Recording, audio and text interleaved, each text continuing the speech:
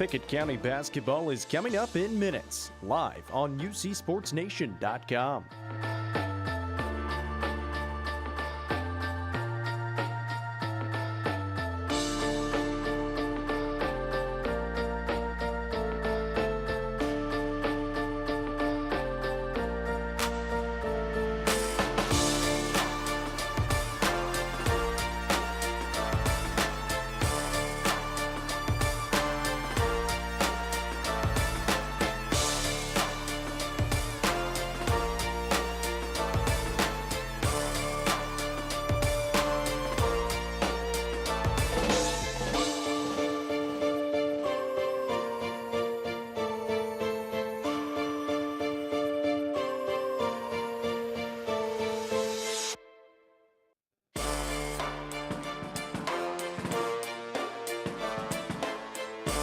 Pickett County basketball is coming up in minutes, live on UCSportsNation.com.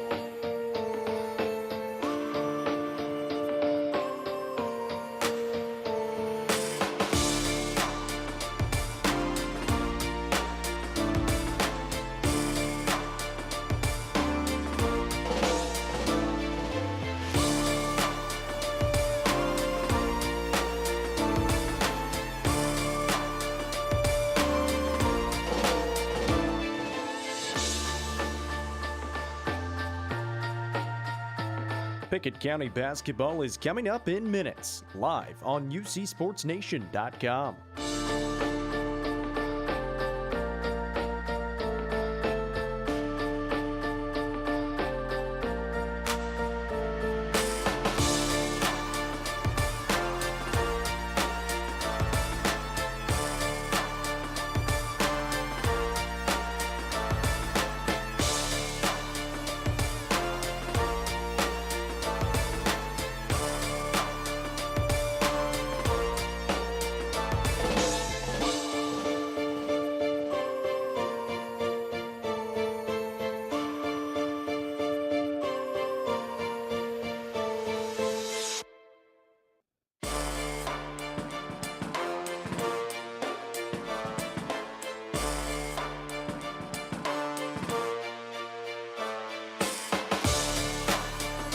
Pickett County basketball is coming up in minutes, live on UCSportsNation.com.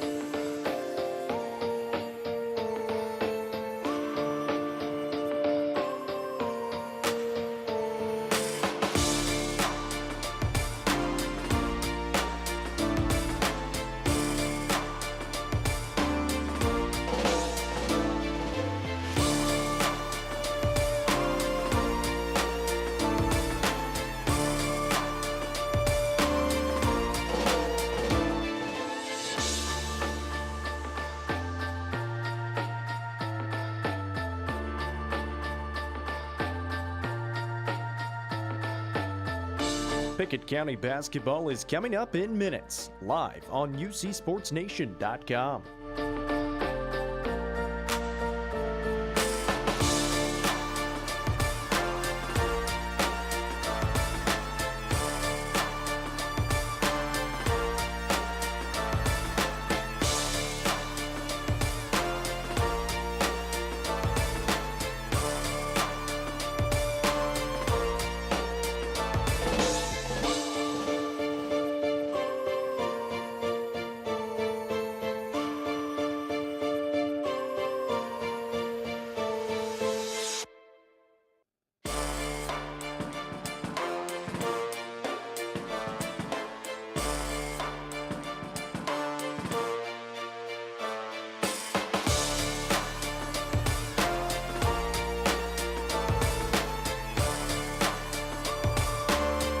Pickett County basketball is coming up in minutes, live on UCSportsNation.com.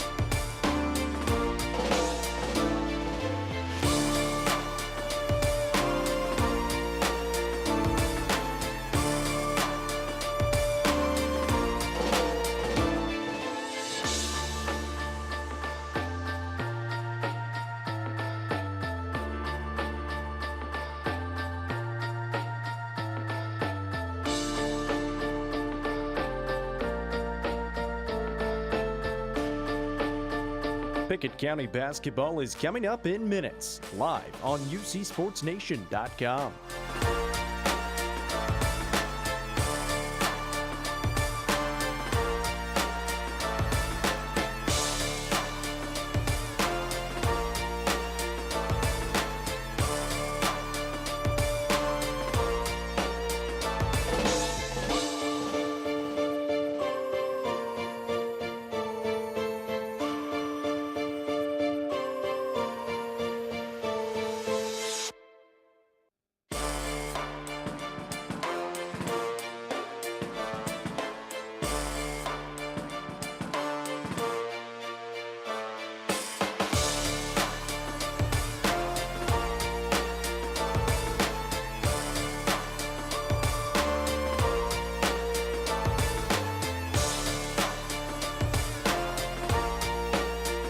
Pickett County basketball is coming up in minutes, live on UCSportsNation.com.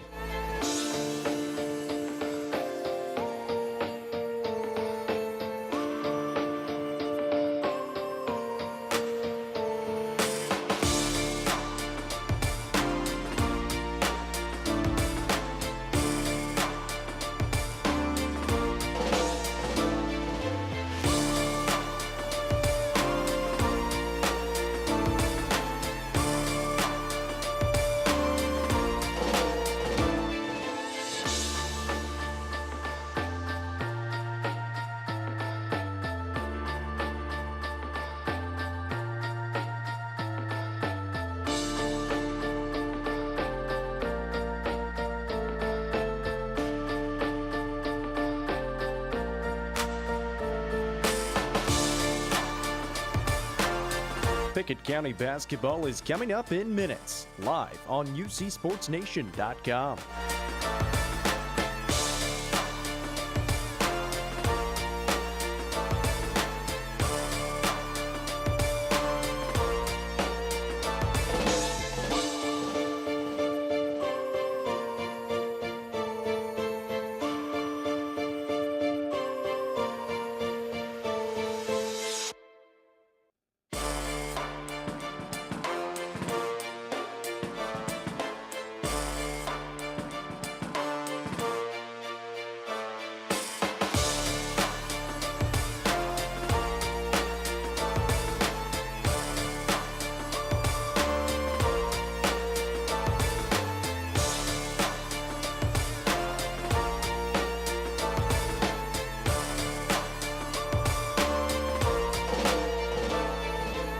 Pickett County basketball is coming up in minutes, live on UCSportsNation.com.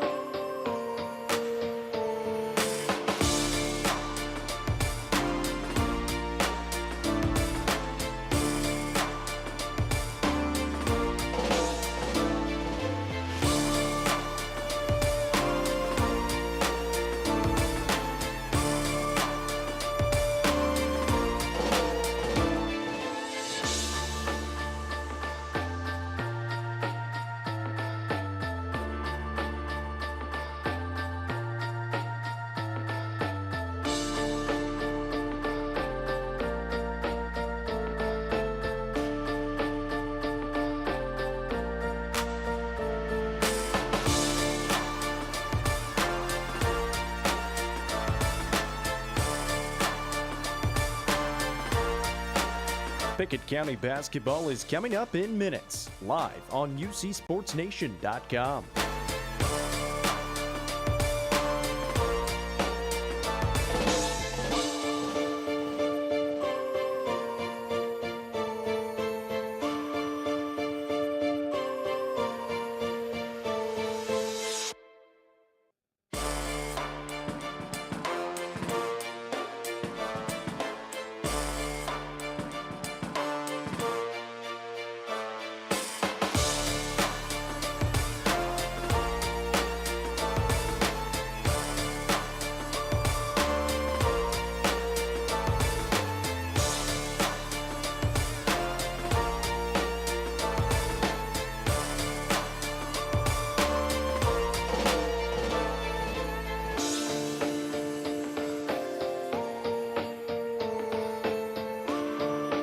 Pickett County basketball is coming up in minutes, live on UCSportsNation.com.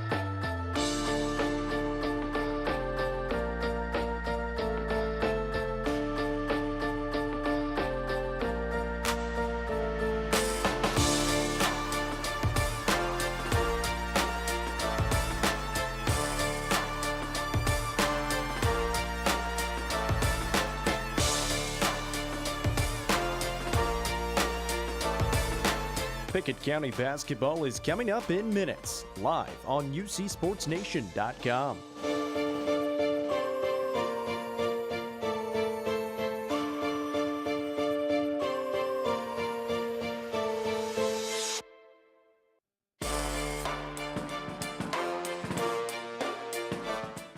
It begins at a backyard hoop, a lonesome ritual of shot after shot after shot, more misses than makes.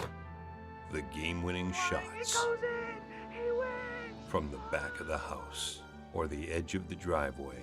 The shots begin in the day and ends after dark, amidst the call of dinner's ready and just a few more shots, Mom. From that lonely hoop with the chain half off, a dream begins. The dream to join with neighbors down the street or across town, donning that jersey, the hometown high school colors, as the community cheers. The dream of a championship. It is the magic of high school basketball. From the lonely goal to a jam-packed gym and a big rivalry night. It is Pickett County Bobcats basketball.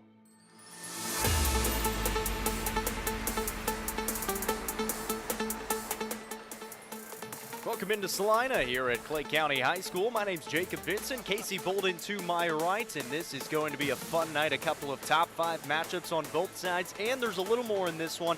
We have hardware up for grabs. The regular season district title. The winner of this game will take the outright title. In the second one, well, the Pickett County Bobcats are going to have to beat Clay County to try to get a share of the title. Clay County wins, they get the outright title. So there's hardware up for grabs tonight. Hardware up for grabs, bragging rights on the up for grabs, Jacob. The Battle of Del Hollow Lake up for grabs. Pride up for grabs. There's a lot up for grabs tonight. A lot riding on this game, both the boys and on the girls' side. It should be 2 absolutely fantastic games tonight. Jacob, excited to be here, be with you, and excited to bring it to the listeners tonight. These two teams met just about a week and a half ago, and, well, they both went in favor of this Clay County teams. On the girls' side, it was 50-43. It was a close game all the way throughout. Clay County just had a little bit more firepower in the end, and they were able to get the job done. Yeah, absolutely, Jacob. Let's talk a little bit tonight about Casey's keys for the game for Pickett County. I agree with you 100%, Jacob. Need to have more firepower, especially on the offensive attack. Last game versus Clay County only had 43 points. Aminette, only 2 field goals. Ella Kiesling, 2 field goals. Shayla Wood, 1 field goal. Reeder with 2, and those didn't come until the fourth quarter.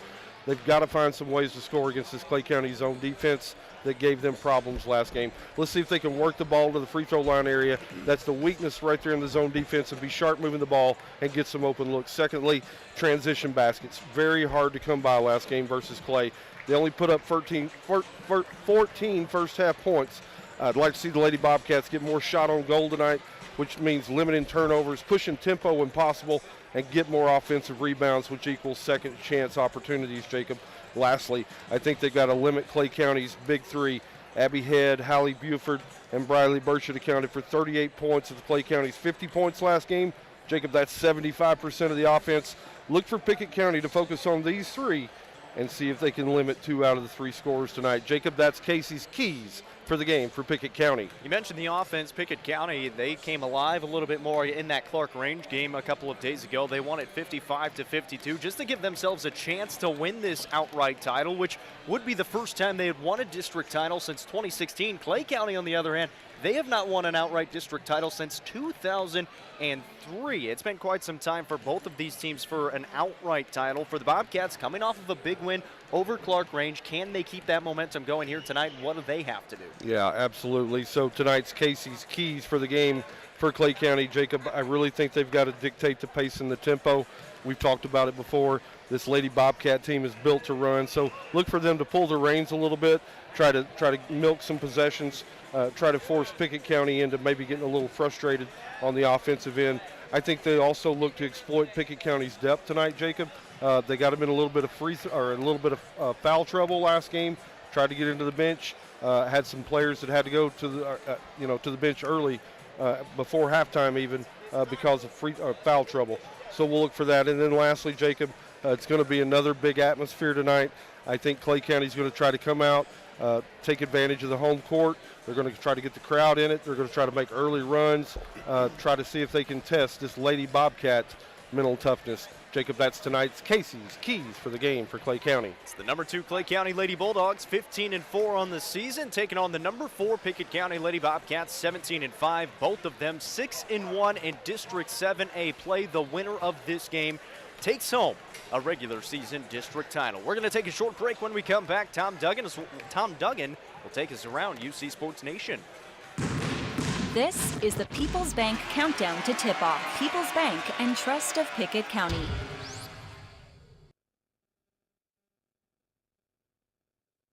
Monterey prepares for a big district game. This is Around UC Sports Nation. The Monterey Lady Wildcats host Sequatchie County tonight with a chance to move into second place in the District 5-2A standings. Coach Michelle Farley Carson hopes for a different outcome than in the last meeting. First time that we played Sequatchie this season, we had that 3-week break because of snow and weather and game cancellations. And I think that really set us back going into that game. And so I'm really hopeful that this game will be a little bit different. Van Buren County steps out of district with a road game at Bledsoe County. Lady Eagles coach Tyler Sapp says his team must handle adversity down the final stretch of the season. We're just looking for toughness, looking, to play through the adversity that we've been facing. We've faced it all year long. We're just going to have to continue to be tough and have everybody that's on that team step up, whether they see the floor or not. Jackson County goes on the road for a district game with York Institute tonight. Lady Blue Devils coach Jim Brown says his young team has had difficulty this season facing teams with size. We didn't run into just those big 6', 6'2" kind of post players, and that's what we've seen since getting into district play. We just don't understand yet how to score around the rim to get around that lane. Meanwhile, Coach Jim Brown has been selected for induction into the TSSAA Hall of Fame this year. Coach Brown has won over 600 games and 7 state championships during his time at Jackson County High School. I'm Tom Duggan. We'll keep you updated on scores throughout the evening from UCSportsNation.com. At People's Bank, home improvement loans make up a significant portion of our lending portfolio. If you've been thinking about ways to spruce up and improve your home, come talk with us. Whether you want to take on the home improvement challenge yourself or bring in some outside help, at People's Bank, we have the money you need to make your dreams come true. People's Bank and Trust Company of Pickett County, investing in the future, one customer at a time. Equal housing lender, member FDIC. Time is money, and if your car's transmission is out of sorts, if your heating and cooling system is on the fritz, if your car will not start, it's costing you time. Pryor's Auto Spot gets it repaired, work done right, on time, and that puts money back in your pocket. And Pryor's has tires to keep you running. No need to go anywhere else. Pryor's Auto Spot, 8410 Highway 111. Save time. Schedule your repair job at pryorsautospot.com. Getting your vehicle repaired. Pryor's. Since 2007, Dale Hollow Exxon has been serving this community. That's a lot of buzzer beaters and great wins. Jason Meadows and the team at Dale Hollow Exxon love the Bobcats and are proud to support the team. On your way to the next game, swing in for a fill-up. Sandwiches, fresh baked goods, and delicious pizza for every Bobcat fan on your team.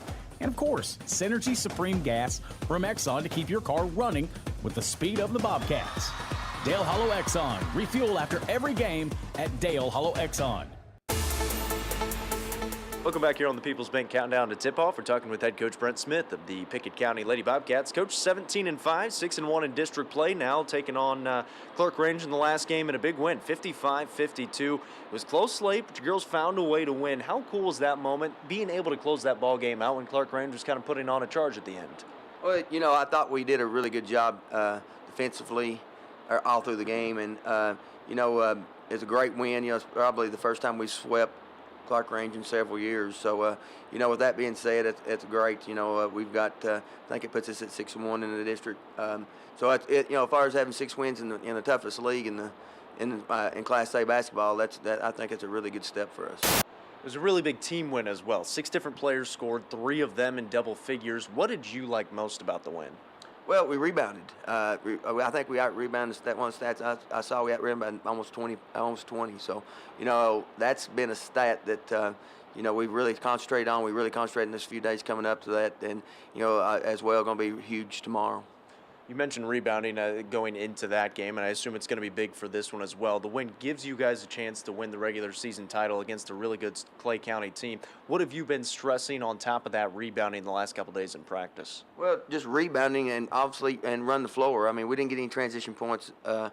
It was really stagnant. I felt like the game was just too slow. We'll try to speed the game up a little bit, and hopefully, I'm not saying we may have to press a little bit earlier than what we did, but I think the problem we run into is on the other end. We turned the ball over. I think we had 12 deflections in that game, and we turned the ball over. You got them turned over some, but we was at the other end.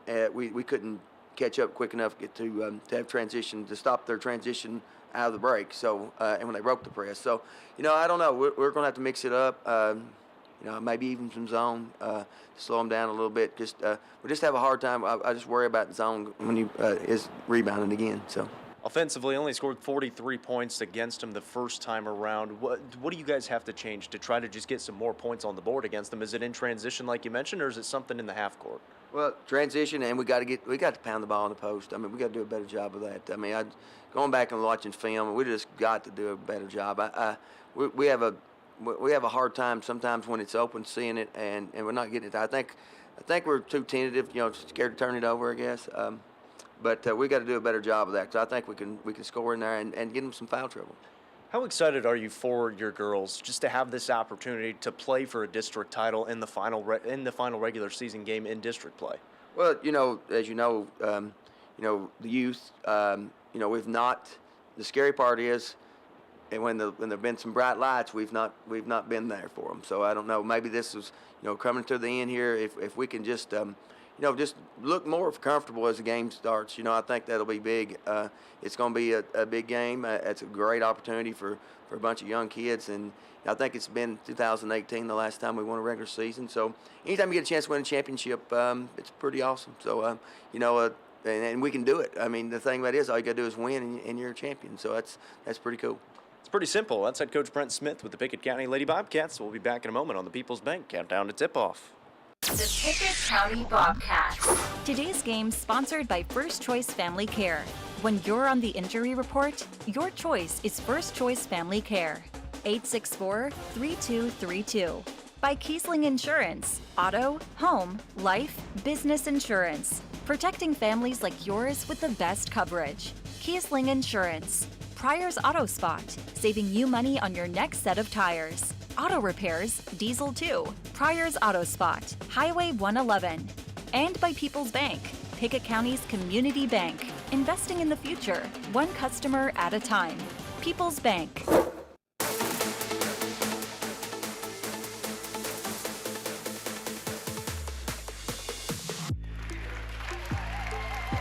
Welcome back to Clay County High School here in Salina, Tennessee on UCSportsNation.com. Let's bring you the starting lineups on UC Sports Nation.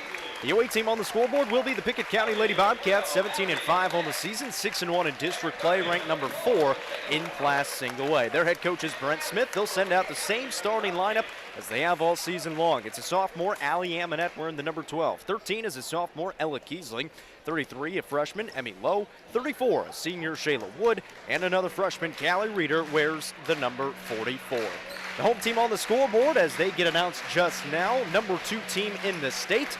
That is the Clay County Lady Bulldogs. They're 15-4 on the season, 6-1 in district play. Their lone district loss to a Clark Range team early on in December. That was one of their first district games of the year.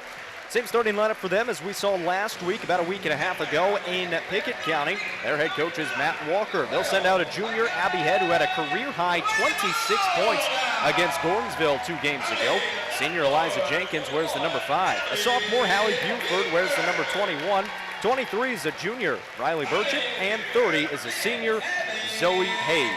Casey, this game's going to be fun. There's a lot of fans. This is one of the bigger single-A gyms you'll ever see, at least in Tennessee, and it's pretty full. Yeah, they've got a beautiful facility here, Jacob. They've done a really nice job. You and I talked about it a little bit. The only thing is the lighting maybe a little bit. It's a little bit dim in here, it feels like. Other than that, it's a gorgeous facility. It's starting to fill in. We're going to have a great atmosphere here tonight, no doubt. Upper Cumberland basketball tonight at its finest. Here's what's on the line. A regular season district title, something neither of these teams have done since 2016. That's the last time this Pickett County team did it. They went 8-0 that season in district play. Clay County, they haven't done it in the regular season since 2003. They went 27-3 overall that year. They're going to try to do it here tonight in Salina. The referees are ready. The ball is up in the air, and the Bulldogs will start off with it first as we are underway at Clay County. Some early pressure here from Pickett County, looking like they're in a little bit of a zone defense. As there's an early turnover by Clay County. That pressure turns into it. Shayla Wood will bring the basketball up for the Lady Bobcats. Move it to the left wing for Emmy Lowe. Will set up the offense. Lowe will dribble it to the right side, hand it off to Allie Amonette. Find Wood in the high post. Move it to Ella Kiesling on the left wing. She fires it away. That's off the mark, no good. Rebound fought for is picked up by the Lady Bulldogs. Clay County pushing the pace up the right side. Down low, Burchett got open, puts it up, couldn't get it to go. Rebound loose is picked up by Clay County. They'll have another chance. Callie Reeder had it, just couldn't grab it. Got away from her. Clay County keeps the possession right here. There's Burchett on the right wing now. We'll hand it off into the hands of Buford. Buford played very well against Pickett County in the first game, had 17 points in that one. Here she is on the right wing, comes off a staggered screen to the left side, gets double teamed, somehow spins through it and then lost it. Allie Amonette comes up with a steal. Amonette up to Wood on the right wing. Now gets a screen from Allie. We'll bring it towards the top of the key and find Lowe. Will set up the offense. Coach Smith barking out instructions just to our left as we're courtside here at Clay County, right next to the scorer's table on the left side. Emmy Lowe with the basketball. Will find Amonette, top of the key, looking down low for Reeder. Backing down Burchett, faces up on her, kicks it back to Amonette, fires away the triple. Off the back iron, no good. Rebound picked up by Clay County. I still love the possession right there, Jacob. Got it inside, outside, just missed a shot, but I love the possession. Burchett's going to be fouled all the way to the basket, even though Allie Amonette's got the ball in her hands. And Burchett's going to be at the line for 2 free throws. Allie Amonette going to be tagged with her first foul. Quick pace to start this one. Real quick pace for no points on the board yet. Clay County's turned it over a couple of times so far in the game. Only 1 shot on the board. I'm not sure I like that call right there, Jacob. A lot of basketball. Amonette goes straight up. She's got both hands on top of it. Came down with it. Official thought there was a little too much contact. Burchett misses on the first attempt with 6:25 to play in the first quarter. Mentioned it, quite a few possessions already in this one, but still a scoreless ball game. Burchett's going to try to change that here with the second free throw. Takes a few dribbles, fires it away, and knocks it down. So that's the first point of the ball game on either side. It's 1-0. Ella Kiesling now with it for the Lady Bobcats. We'll find Amonette, top the key, will fake on a 3. She'll penetrate. Kick it to Reeder in the corner. Reeder for the Bobcats will then find Lowe on the left wing. She tries to penetrate, gets to the basket. Right hand is good, off the window. And Emmy Lowe is commanding the offense and taking opportunities that present themselves. This team plays well. Yeah, she's the floor general. Really nice move to the bucket right there. Finish with the right hand, a little bit of contact. Really nice finish. 2-1 lead for the Lady Bobcats in the early going. 5:53 remaining here in the first, and there's another steal for the Bobcats. Can they keep possession? Allie Amonette's got it, and we'll find Shayla Wood. She'll take it to the basket. Spin move in the lane. Goes back to the right block, puts it up, gets fouled, and she'll be at the line. Really nice move after she's down low, Jacob. She spun one way, spun back the other way, got some contact. Really good move down low right there by Shayla Wood. The foul's on Briley Burchett. She didn't agree with it. I think a lot of the Clay County fans wanted to travel. It looked like Shayla kind of stepped around her and moved her pivot foot, but Shayla's at the line for 2 freebies and will rattle in the first.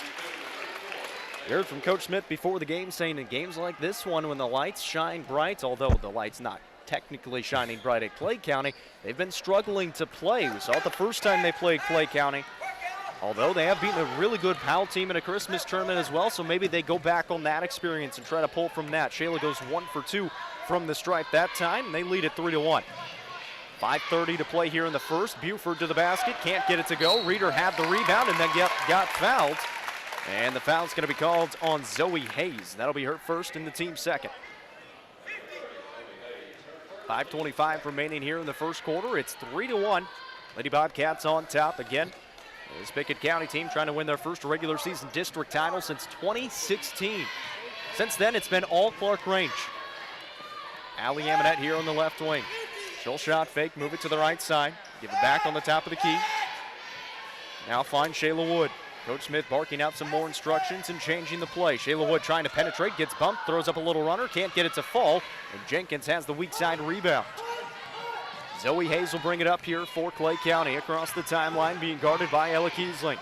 Hayes will bounce it off to Buford on the right wing, down low Burchett. Burchett trying to go up on Reeder. Good straight up defense, turns into Pickett County basketball as Emmy Lowe will bring it up now. Pickett County's got numbers. Ella Kiesling's open. She fires it away, and she hits from the right side. Really big shot right there. They push it up court. Coach Smith encouraging tempo down to the corner. Big time shot right there, Ella Kate Kiesling. Forces an early timeout. Defense turns into offense. It's a 30-second timeout taken by Clay County. Well, if you're Pickett County, this is exactly how you wanted the ball game to start. You're leading 6-1 with 4:36 to play in the first quarter. Yeah, having the advantage right there, Jacob. Going on a run, getting some momentum, getting some confidence from this young team. Absolutely, exactly the kind of start that Coach Smith was probably hoping for. A lot of momentum right here to see if they can keep it going. They've really done a nice job on the defensive side of the ball, forcing a lot of turnovers. And then when Clay County is still able to get it in the paint, especially with Burchett and Buford, they've done a nice job of staying straight up for the most part. Yeah, absolutely. Reeder down there challenged a couple of shots, blocked one right there. Really nice defensive effort, no doubt. So Clay County will have the basketball out of the timeout. 4:30 to play in this first quarter. Bobcats lead it by 3. This is Jenkins going to the left side, putting up a shot and getting blocked by Shayla Wood. Letting them play tonight, Jacob. A lot of contact right there. Emmy Lowe will bring it up now for Pickett County on the right side. Looking down low for Reeder. That pass picked off from the weak side by Jenkins. She'll lead the break now for Clay County. Up it goes to Hayes. Make that head. She'll fire the 3. Make that a deep 2. As her foot was on the line, Abby Head gets the first field goal of the game to go for the Lady Bulldogs. Makes it 6-3. Pickett County back with it on the top of the key. This is Lowe, move to the right side for Allie Amonette. Off to Shayla Wood on the wing. Shayla will skip it to Callie Reeder on the left side. Here's Allie Amonette on the right wing now, looking down low for Reeder. Can't get it to her. Throw it now to her in the corner. Top of the key goes to Emmy Lowe. Had an open lane for a second, didn't take it. Also size up her defender and pass off. Kiesling, top of the key, crosses over. We'll throw it left baseline for Amonette. Looking down low, that pass poked out of bounds. It's going to stay with Pickett County. And Coach mentioned it here in the pregame, Jacob, really looking inside. Telegraphed the first one in there and allowed it to get, picked off. They would look right in there. Got to figure out how to bounce it in there, get it around the defender. Almost got picked off right there, but Pickett County's going to keep possession right here. Coach Walker brings in a little size with Bella Ashlock in for Abby Head. Here's Shayla Wood through the middle of the lane. That shot is poked out of bounds. And I think Coach Walker's got an argument there. It sure looked like that went off of Shayla's leg. Yeah, I thought it did too. Looked like it went right off her thigh out of bounds. They're going to say it belongs with the Bobcats underneath the basket, though. So Emmy Lowe will trigger it in, find Shayla Wood. She'll bring it back out along the perimeter, skip it over to Kiesling right side. She fires away the triple. She hits again. Ella Kiesling second to the ball game, and when she's on fire, that's usually a pretty good sign for Pickett County. It's a really good sign. And that's going to be Pickett County basketball as well. Went off the foot of Buford, who was driving to the basket. That's Clay County's 4th turnover here in the first quarter, Jacob. So the Bobcats really turning up that defensive pressure. It's 9-3. They lead it. 3:05 remaining here in the first. Emmy Lowe with the basketball, moving it to the right side. Now she'll move it back left side, get a screen from Reeder, look for a back cut by Kiesling, couldn't get it to her. Amonette traveled with it. She caught it in the corner, hesitated, and shuffled her feet. So that's going to be a turnover for Pickett County now. Well, full court pressure right here by the Lady Bobcats. Going to see if they can continue to speed up this pace. Bella Ashlock will bring it up for the Lady Bulldogs. She'll drive it to the middle of the lane, get to the basket, put it up, and can't get it to go, but she gets fouled in the process. And she'll be at the line for 2 shots. That's going to be on Shayla Wood reaching in from the weak side. That'll be her first. They actually called it on the floor. Riley Burchett is pinning Callie Reeder on the right baseline. Callie Reeder's trying to front the inbounds pass. Riley Burchett is pushing her out of bounds, essentially. You can tell what they want to try to do. They want to try to get Burchett posted up down low. Callie Reeder doing a great job of not letting that happen. Here is Burchett trying to go to work on Reeder. Can't get the shot up, and Reeder's got the rebound. Really nice defense again by Reeder. Here's Shayla Wood in transition now. Pass out to Emmy Lowe. Callie Reeder, top the key, will shot fake. Over to Amonette left side. 3-ball coming. That one goes. Big shot, Allie Amonette. It's 12-3. 2:20 remaining in the first. Lady Bobcats are feeling it early on. This pass. Oh, where's that whistle from? They just called a foul on Ella Kiesling. Yeah, I don't see that Riley one at all, Burchett Jacob. threw the ball over Hayes. Didn't see that one at all. So Kiesling gets tagged with a foul. And she looked a little confused. We're also a little confused. It was about 10 feet away from us. The referee saw it differently. Here's Head underneath the basket, a little up and under, couldn't get it to go. And Emmy Lowe rips down the rebound for Pickett County. Shayla Woods in transition now up ahead. In the middle of the lane, gets stopped, and that's going to be a travel called on Shayla Wood. Tried to force it in there. Jacob really didn't have a whole lot going on. Tried to force the ball in there. Just walked with it. So a turnover by Pickett County in transition. 2:05 remaining here in the first quarter. 12-3, Lady Bobcats lead it. This is Zoe Hayes with the basketball across the timeline for the Lady Bulldogs to start the offense. Moving it to the right side, looking down low for Burchett, backing down Reeder, spins to the left shoulder, puts it up, got fouled, and she'll be at the line for one. Really nice play that time by Riley Burchett. Able to spin, fake it up, get Reeder in the air. Just kind of nudged into her, was able to get the shot up. Not a lot of contact there. Still able to get it to go down. Coach Smith, to say the least, disagrees with the call. And I think it was a good move. Burchett got Callie Reeder off balance, kind of got her into the body. Burchett can't convert the three-point play, but the long rebound is in the hands of Clay County. They'll have another chance. They'll set up an offense with 1:46 to play here in the first. Kaylee Tompkins will get set to come in at the next dead ball.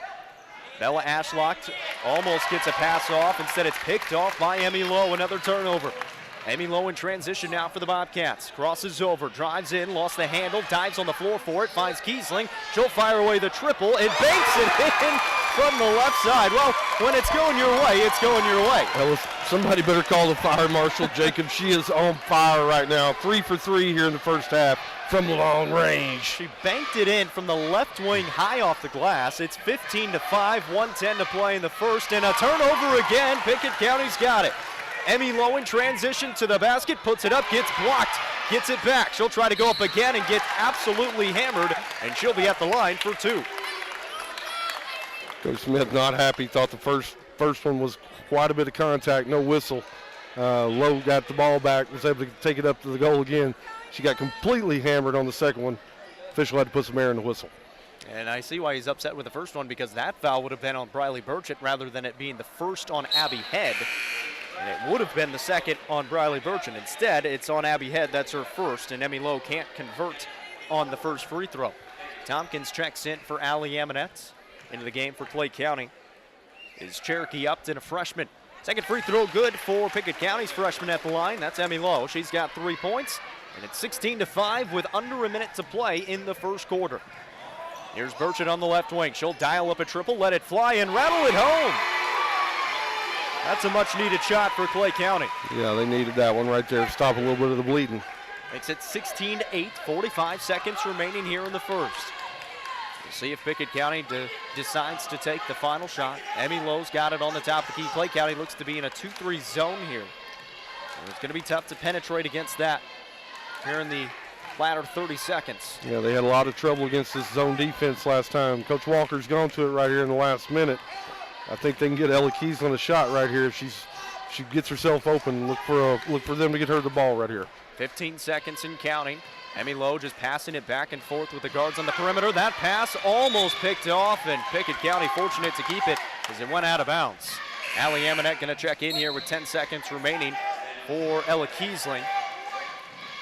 So now, where does this shot go? Is it going to go for Emmy Lowe to try to get something going to the basket? Now they come out of that 2-3 zone. Yeah, I like Emmy Lowe's matchup right here. Let's see if she can cross her over and take it to the basket. That's what they're going to do. Emmy Lowe's got it. She drives in, pulls up, floater in the lane, was blocked partially. Callie Reeder got it. She got fouled, and she'll be at the line for two. And I think they're going to get that one on Briley Birch. It's going to be her second one.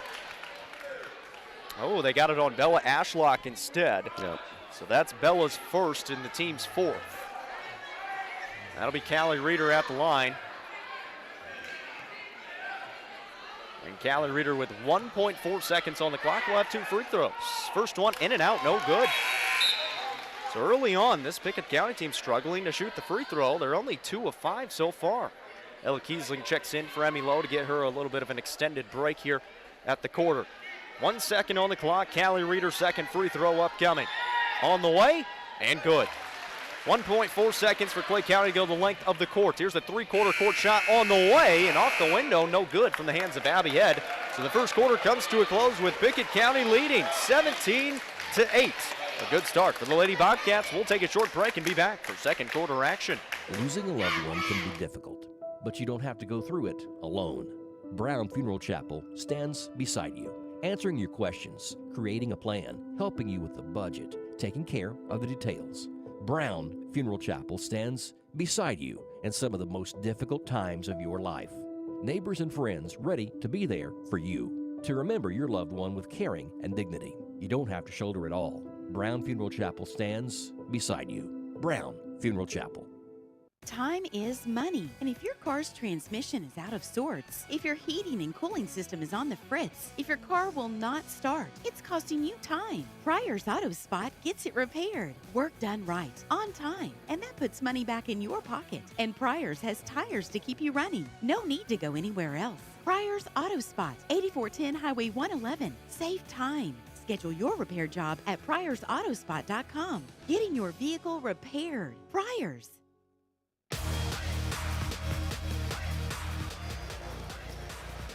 Lady Bobcats will start out with the basketball here to start the second quarter.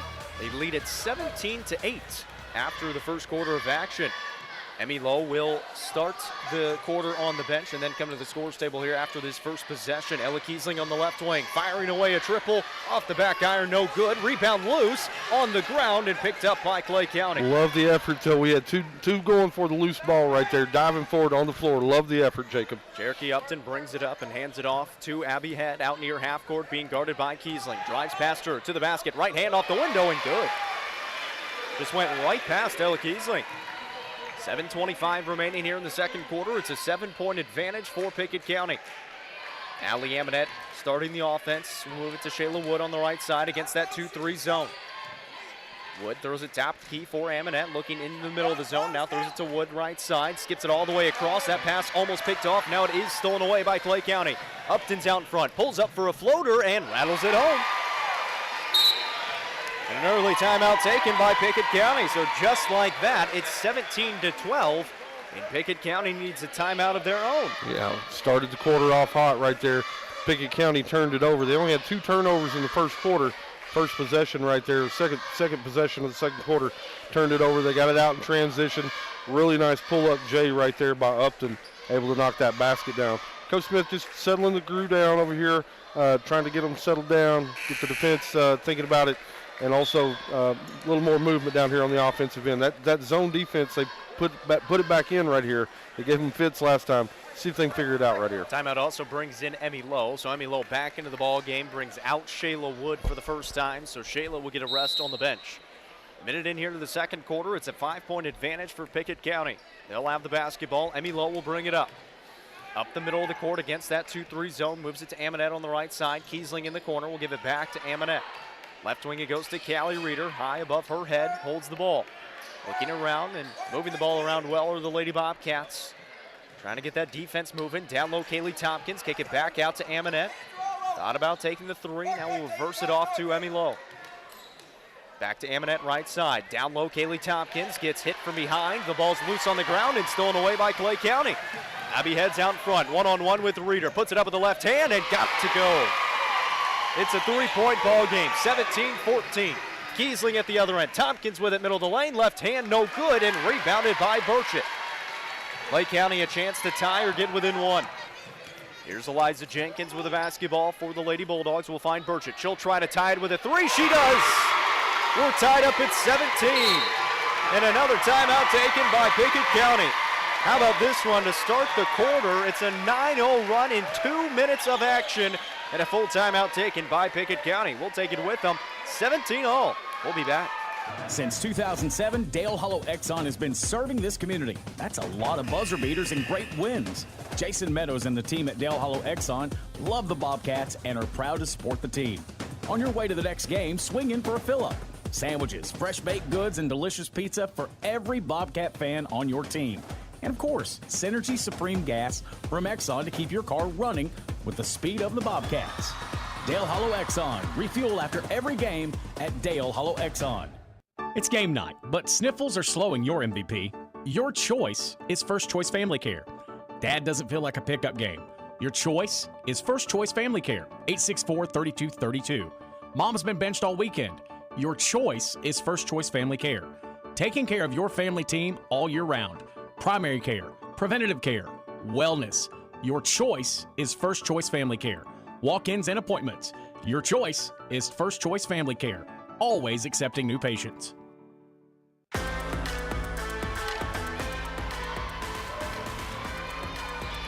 Welcome back after the timeout on UC Sports Nation. Pickett County with the basketball. We're all tied up at 17. It's a 9-0 run in just 2 minutes of action for Clay County. Now Pickett County looking to answer on the offensive side of the ball. This is Emmy Lowe in the right corner against that 2-3 zone still for Clay County. Emmy Lowe will reset it. Coach Smith barking out instructions. This Pickett County team really struggling against this zone once they started it later on in that first quarter. There's a high post entry. Kick it out to Kiesling. Three ball coming from the corner. Oh my gosh, that ball was halfway down. We talked about it pregame, Jacob. We saw them right there. They got it right to the free throw line. That's the exposure for the zone. Abby Head creates some contact, and she'll be at the line, and Callie Reeder just picked up her second foul. Abby Head going to be at the line for two freebies here. Kaylee Tompkins going to check in for Callie Reeder, and this is similar to what we saw in that first contest. Callie Reeder and Shayla Wood both got into foul trouble in that one early on. Abby Head knocks down her first free throw. Kaylee Tompkins checks in, and Madison Hayes, a sophomore for the Lady Bulldogs, checks in for Briley Burchett. That's the first rest of the game for Burchett. She'll, assuming that'll just be a short one, give her a little breather. Head knocks down both free throws, and Clay County is on top by 2 for the first time all game. 19-17. Emmy Lowe kicked out to Amonette on the wing. Give it back to Lowe in the corner. Lowe will shot fake, drive in, try to throw it along the baseline. She stepped out of bounds, and it's another turnover by Pickett County. And Burchett, like I mentioned, just the short rest will come right back in for Madison Hayes. So they get her out for one possession, and she's right back in for the offensive ball. 19-17, Lady Bulldogs on top. 4:58 remaining in the second quarter. Clay County with the basketball. Here's Head with it, drifting towards the left sideline, gets tripped up, and now will regain her composure, move it to the right side for Buford. Buford crosses over on Wood, steps back on the perimeter, now will pass off to Jenkins. Looking down low for Burchett. Burchett backing down, putting it up and getting fouled. She'll be at the line again. When she's got the ability, Jacob, to get down deep in there, start going to work, making her post moves. She's got a freshman trying to guard her. She's a really seasoned veteran. She's going to get you out of position, try to draw that contact and get to the free throw line. Kaylee Tompkins picks up her first foul. Burchett at the line, knocks down the first.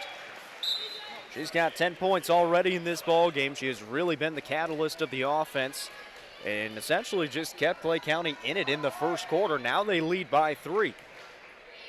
Second free throw with 4:38 remaining in the second quarter. In and out, no good.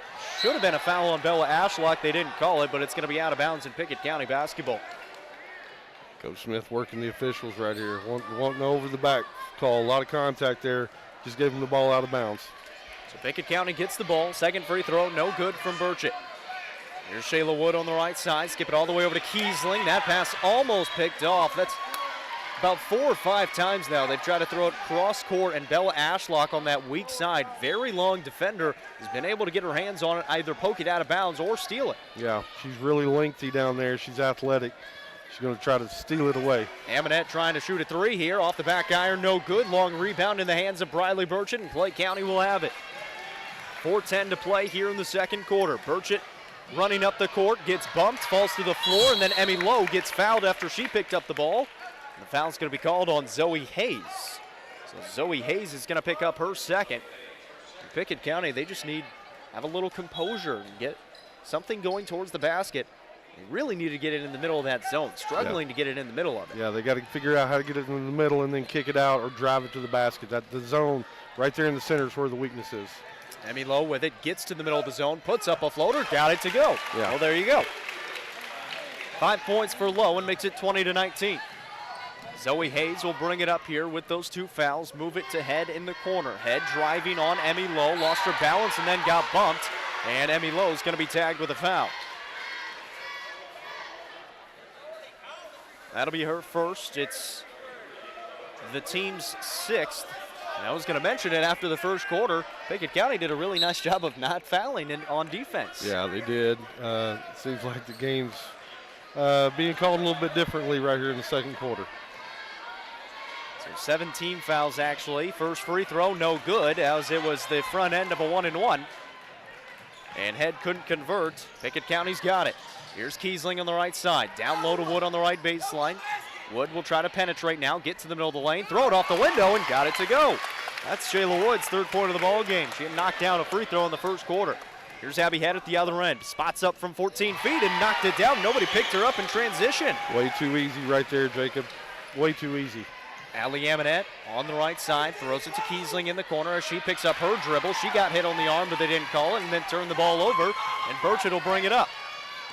Burchett brings it up for Clay County, leading 22-21, 3 minutes remaining in the second quarter. Abby Head setting up the offense for the Lady Bulldogs out near half court and move it to the right side for Burchett. Burchett on the wing, crosses over, off to Upton, dials up the triple, lets it fly. It's short, no good, but a long rebound is picked up by Clay County, but then thrown right into the hands of Shayla Wood. Shayla Wood leading the break now for Pickett County. Spins in the lane, to the basket, right hand is good! That's big girl basketball move right there, Jacob. Nice spin move. And now we've got a stoppage on the floor as Briley Burchett and Shayla Wood ran into each other after the shot. Shayla Wood trying to walk it off. Briley Burchett, the same thing. Looked like Briley Burchett's teeth went into the head of Shayla Wood. Both of them look to be okay as they just walk it off. And they dap each other up out past the perimeter. Nice show of sportsmanship there. They look to be all right, and we're ready to go. 2:30 remaining in the second quarter. Pickett County with a 1-point lead, 23-22. That was a travel, they didn't call it. Eliza Jenkins on the left wing looking down low and out of bounds for Buford as she threw it through her hands. So they missed the travel, but they get the turnover no matter what. Yeah, 7th turnover for the game by Clay County. They've been able to turn them over, Jacob. Let's see if they can convert right here. So they lead by 1, 23-22. 2:20 remaining here in the second quarter. Pickett County with it. Throw it to Amonette on the wing. Amonette faces up, surveying, throws it to Tompkins in the corner. She'll take a couple dribbles. Now pick up her dribble, throw it cross court for Emmy Lowe. In the corner for Kiesling. Open, fires it, yes! 4th triple of the ball game already for Ella Kiesling. It's 26-22. Clay County trying to answer. Burchett on the left wing will shot fake, move it to Jenkins on the right side. Jenkins drives in. We've got another whistle and another foul called on Pickett County. That one's going to be on Allie Amonette. That's going to be her second. That's now the team's 8th. And it sends Jenkins to the line for the 1 in bonus. And players and the coaches are trying to figure out what they're going to call right now, Jacob. I think that's what Coach Smith is most upset about. He doesn't know how to coach it. And Jenkins banks in the free throw on the front end. A lot of contact on both ends. They've passed on a lot of contact. Not a whole lot of contact right there on that play. Jenkins, the lefty, dials up the second one off the back iron, no good, and rebounded by Pickett County. 1:45 remaining here in the second quarter. It's a 3-point advantage for the Bobcats. Emmy Lowe drives in, floater with the right hand, in and out, no good. Jenkins rebounds it for the Lady Bulldogs with 95 seconds to play in the first half. Clay County will set up the offense. This is Abby Head out near half court, looking to the right side for Bella Ashlock as she picks up her dribble, throws it over the top for Ashlock, putting up the shot and got it to go off the window with the right hand. Her first 2 points of the game. She only scored 1 in the first game, but had 11 rebounds in that game. Yeah, she owned the boards last game. 1-point lead again for Pickett County. Tompkins in the right corner trying to drive in. The floater with the left hand off the window too strong and missed it to the right. Jenkins another rebound for Clay County. She'll bring it up, bounce it off to Buford on the wing. She'll penetrate, get to the middle of the lane, put it up with the left hand, but smoked it off the window. Pickett County's got it in transition now. Shayla Wood leading it with the right hand. High off the glass, but couldn't get it to fall, and back the other way we go. 2-on-2. Jenkins taking it to the basket, drawing into Tompkins, and that's going to be a blocking foul on Kaylee Tompkins. And the basket is good for Jenkins. She'll be at the line for 1. Tompkins tried to sell it. She fell a little too early, and Tompkins now picks up her second foul. 43 seconds remaining here in the second quarter. Coach Smith not happy, explaining his case. The fans also explaining their cases. Jenkins will be at the line to try to complete the 3-point play and missed it badly, and it's rebounded by Tompkins. 40 seconds to play in the second quarter. It's a 1-point lead for Clay County, 27-26. Pickett County with the ball and a chance to take the lead into the break with a good final shot. Emmy Lowe's going to take it to the basket here, trying to draw some contact. They call a charge on Emmy Lowe. Emmy Lowe just picked up her second foul. We're going to say Emmy Lowe started the contact or lowered her shoulder. Same play on the other end down here, Jacob. I don't see a whole lot of difference. This play down here versus the play we just had. A lot of contact on both of them. You got 2 different calls. That's what we're saying. We're trying to figure out how the game's being officiated. It's the 10th team foul on Pickett County, but it's a player-controlled one, so no free throws for Clay. Clay County will have the ball here. That pass almost picked off. Abby Head still has it with 7 seconds. Drives it to the basket, gets fouled again, and she'll be at the line. This one's going to be on Kaylee Tompkins. That's her third. That's the 11th team foul of the first half with 4 seconds to play in the second quarter. Abby Head will be at the line for 2 free throws. First one is good. And if you can't tell, we're on the Pickett County side, as a lot of the spirited fans right behind us down here courtside. Across from us is Clay County side. Abby Head at the line. Good. Good on 2 free throws. 4.7 seconds for Emmy Lowe in a 29-26 ball game. Emmy Lowe, middle of the lane, pulls up, missed it, rebounded by Clay County, and the Lady Bulldogs have the lead by 3 going to the break, 29-26. This one's going to be fun in the second half. Coach Smith with a stare down of the officials as we head to the break. We'll take a short break, come back, and break it down for you. Most insurance ads end at competitive rates, as if that's all that matters. As your local professional insurance agent, that's just where Kiesling Insurance begins. When it comes to insuring your home, your car, or your business, Kiesling Insurance offers you personalized service and advice, along with a choice of companies to fit your needs. And yes, competitive rates, too. When you need insurance, call them, or be sure and contact the team at Kiesling Insurance or visit them online at KieslingINS.com for details about life, home, auto, or business. At People's Bank, we offer many financial products and services that are designed to help you maximize any potential opportunities that come your way. People's Bank is more than just another bank. We're an independent, locally owned community bank. We strive to rise above all our competitors, and we work hard to be everything you could hope to find in a banking partner. People's Bank and Trust Company of Pickett County, investing in the future, one customer at a time. Equal housing lender, member FDIC.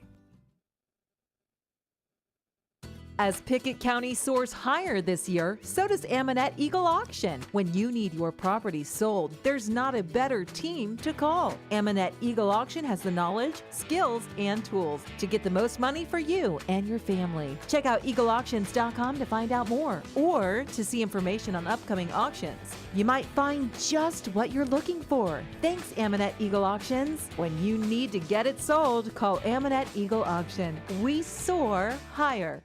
When your day-to-day work causes pain, when your daily exercise stops you cold, when picking up the groceries or your grandchild makes you ache, call Milestone. Milestone Physical Therapy improves lives. Milestone builds futures by finding the source of your pain. It's not about covering up the aches, it's about getting rid of them. Call 864-8090 for an appointment. 864-8090. Orthopedic care that improves your life. With over 20 years experience, see Laura Reagan at Milestone Physical Therapy.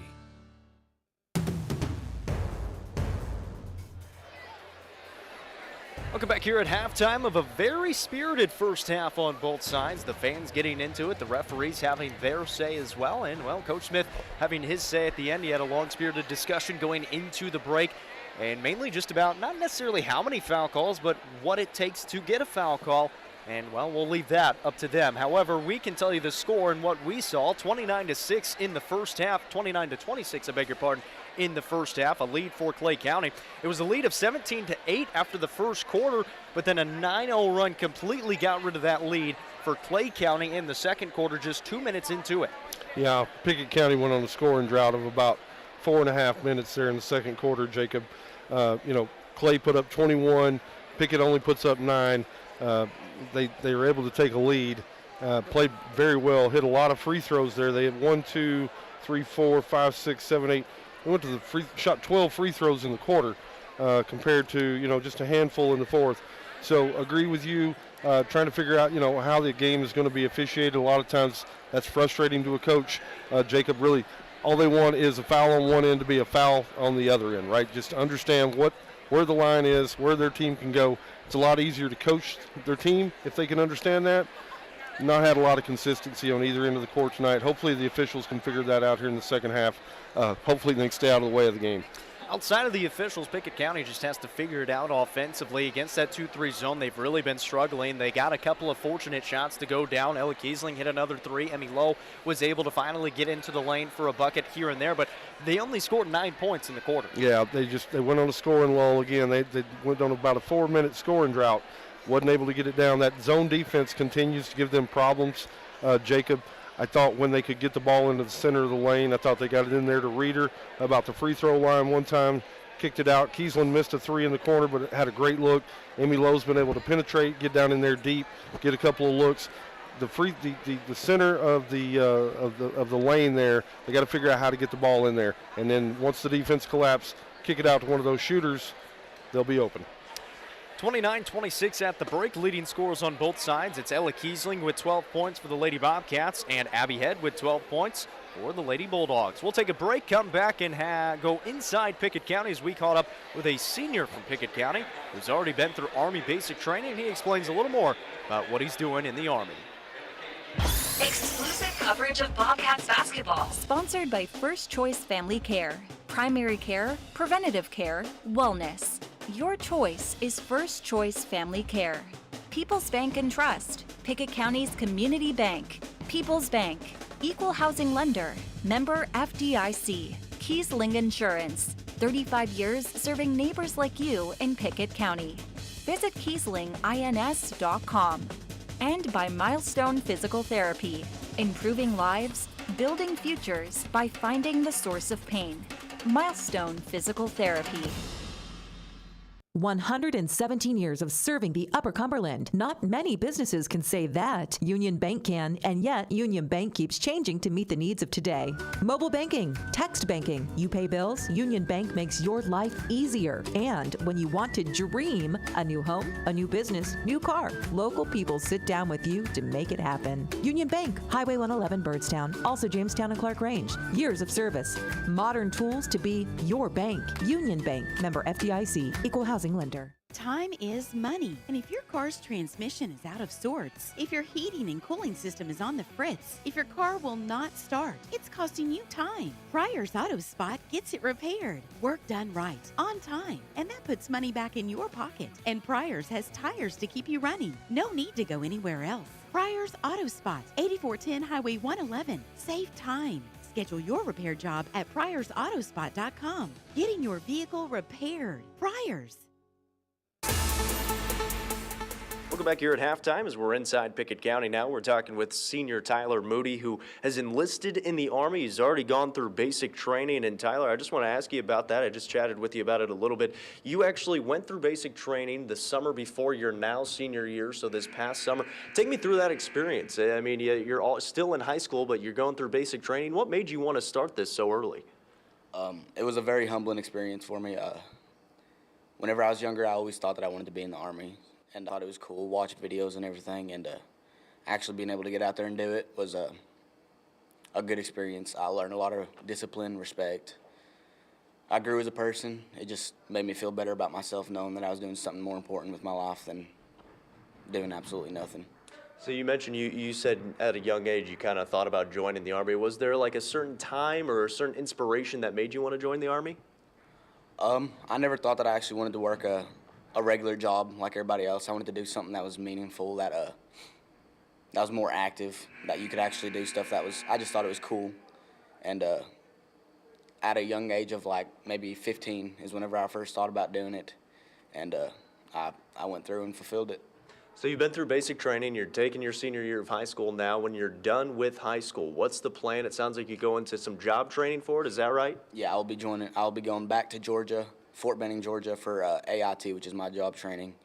And I'll be there for another 3 months, and I'll come back, and I plan on becoming an officer. So I'll be going to ROTC at TTU for about 4 years so that I can become an officer. I need to get a degree to become an officer.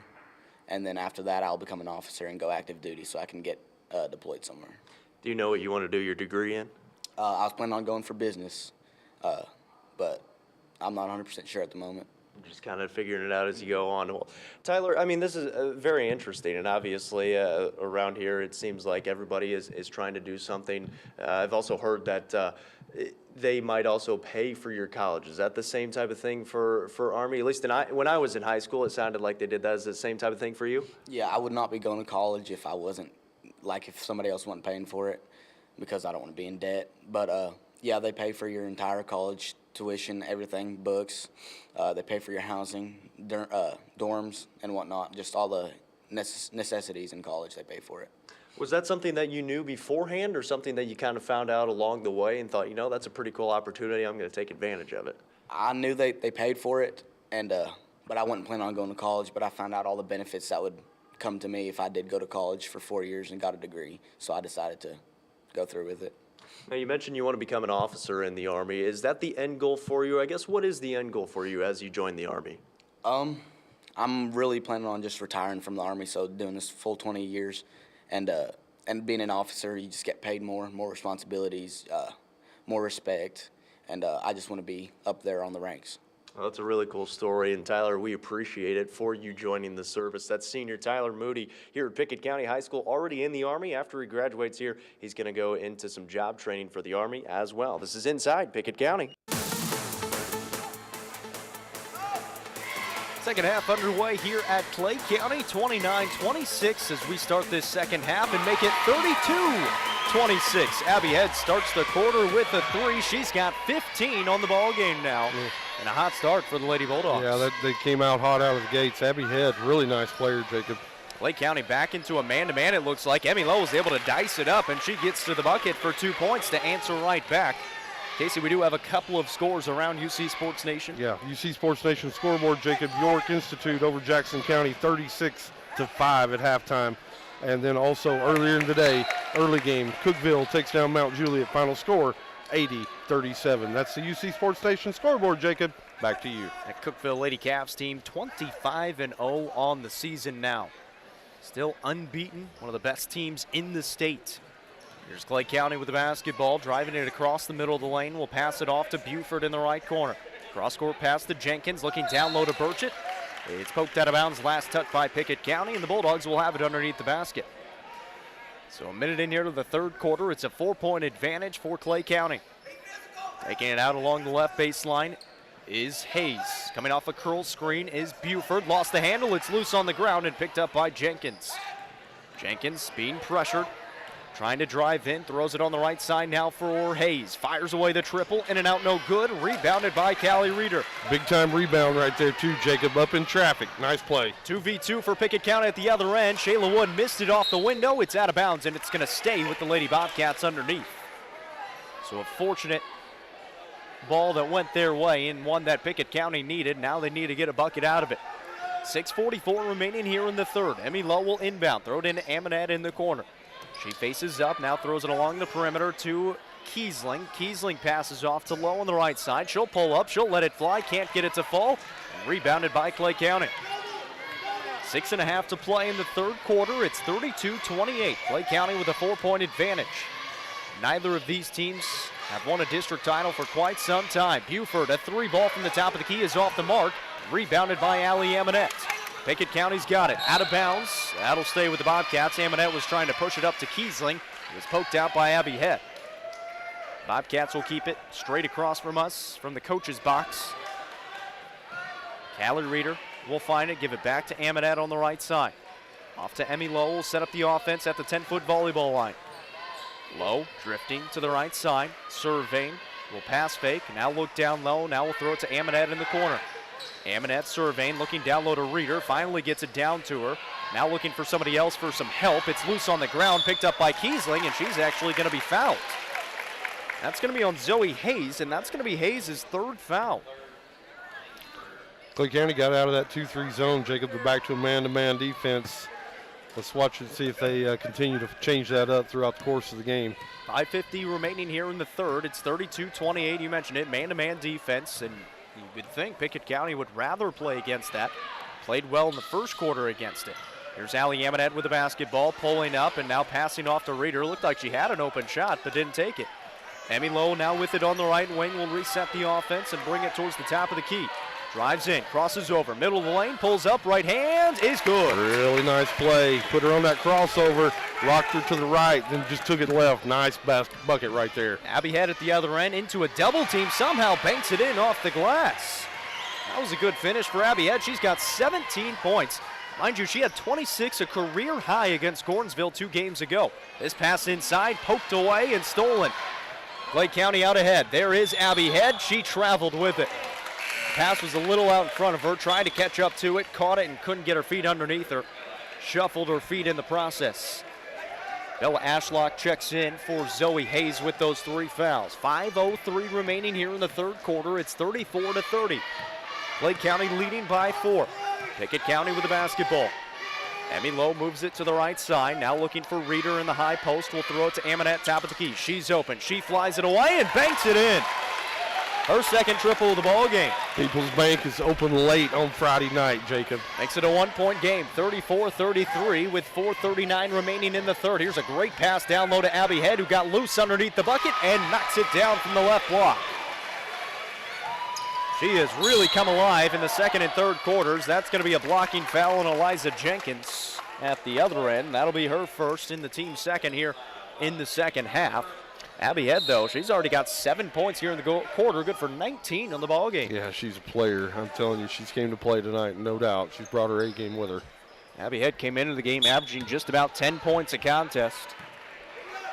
Has already surpassed that by 7. Back to that 2-3 zone right here, Jacob. 36-33, looking down underneath it is Callie Reeder, and another pass is picked off by Abby Head. She'll lead the break for Clay County. To the basket, get fouled by Emmy Lowe, and she'll be at the line for 2 shots. Emmy Lowe's going to pick up now her third foul. And now Coach Smith has some decisions to make. And it sends Abby Head to the line for 2 freebies. She is already 4 of 5 from the stripe. All of those came in the second quarter. 4:12 to play in the ball game. Head free throw good. She's really active on the offensive end, Jacob. She's able to get to the bucket. She's able to finish around the basket. Just having herself an outstanding basketball game right here. That depth of Pickett County is really going to be tested here in the third quarter.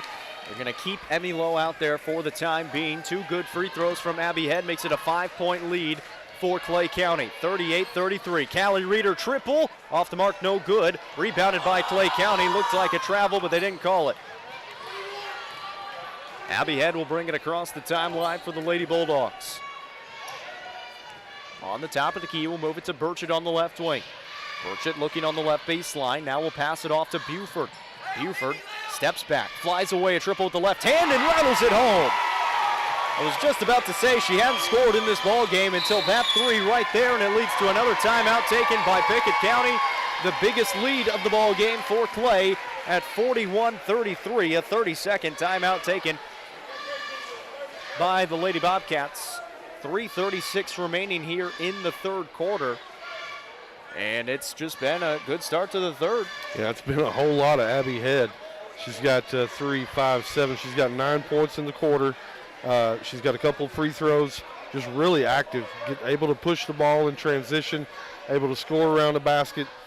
She's really leading this team right now. Got to figure out how to contain her and figure out how to stop her from scoring.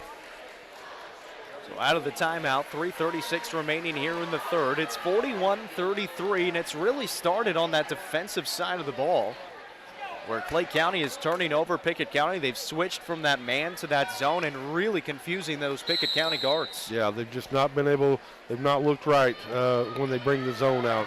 Just the spacing, the cuts don't seem to be as sharp and as crisp. The winner of this game takes the outright title of District 7A. Clay County hasn't won it since 2003. Pickett County hasn't won it since 2016. Here's Shayla Wood, passes out to Amonette on the left wing, firing away a triple and hitting. Huge shot for Allie Amonette and the Bobcats. Big time bucket right there, needed that one. 41-36, 3:10 to play here in the third. Here's Cherokee Upton at the other end trying to answer. We've got a whistle, and that ball fortunately hits the top of the backboard after hitting the iron. That's going to be out of bounds. I say fortunate because it was a wide open rebound for Jenkins on the backside who had a wide open layup. Yeah, no doubt. They caught a break right there. Emmy Lowe brings up the ball on the top of the key, and now we'll move it to the left side, get it screened from Reeder, use it, pull up at the free throw line, look for her, can't get it to her. Amonette's got it now on the top of the key, give it to Wood on the right side. 2:45 remaining in the third. Shayla Wood throws it to Allie Amonette. Emmy Lowe right behind her. And now she'll get the basketball. She'll reset the offense with 2.5. Lowe moves it to the left side, coming off of a Pickett screen fence for Kiesling. Couldn't get it. Lowe gets the rebound, falls to the ground, and they're going to call a travel as Emmy Lowe got the rebound. Looked like she got bumped, and they call a travel on Emmy Lowe. So it's a turnover. Clay County will have it. Coach Smith has got to be careful. Giving it to the near side referee. Clay County will have the basketball, leading 41-36, 2:18 to play in the third. That's going to be going the other way. Emmy Lowe just barreled over Cherokee Upton. Cherokee Upton was moving while she tried to set a screen, and Upton's going to be tagged with the foul. Yeah, got there late. I thought she stuck a little shoulder into her as well when the contact came.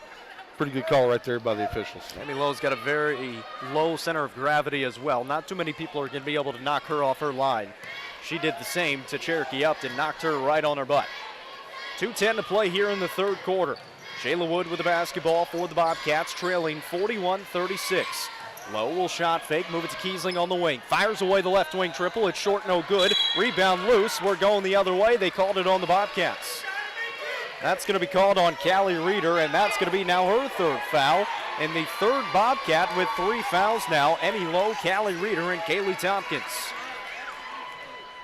1:55 remaining in the third quarter. Clay County back with the basketball. That's the second team foul on Pickett County. Here's Jenkins in the corner for Clay County. Top of the key for Burchett. Shot fake, crossover, drives in, middle of the lane floater, no good. And rebounded by the Bulldogs. They've got another chance. Buford fires a triple. She hits. Hallie Buford from the right side has come alive. She's got 6 points in the quarter. 44-36. Callie Reeder trying to answer. In and out. That ball halfway down, but couldn't get it to fall, but Amonette's got it. Emmy Lowe back with it for the Bobcats. Lowe on the top of the key. Surveying. Now we'll reset. Man-to-man defense for Clay County. Lowe drives in, draws contact. We've got a whistle, and it's going to be on Clay County.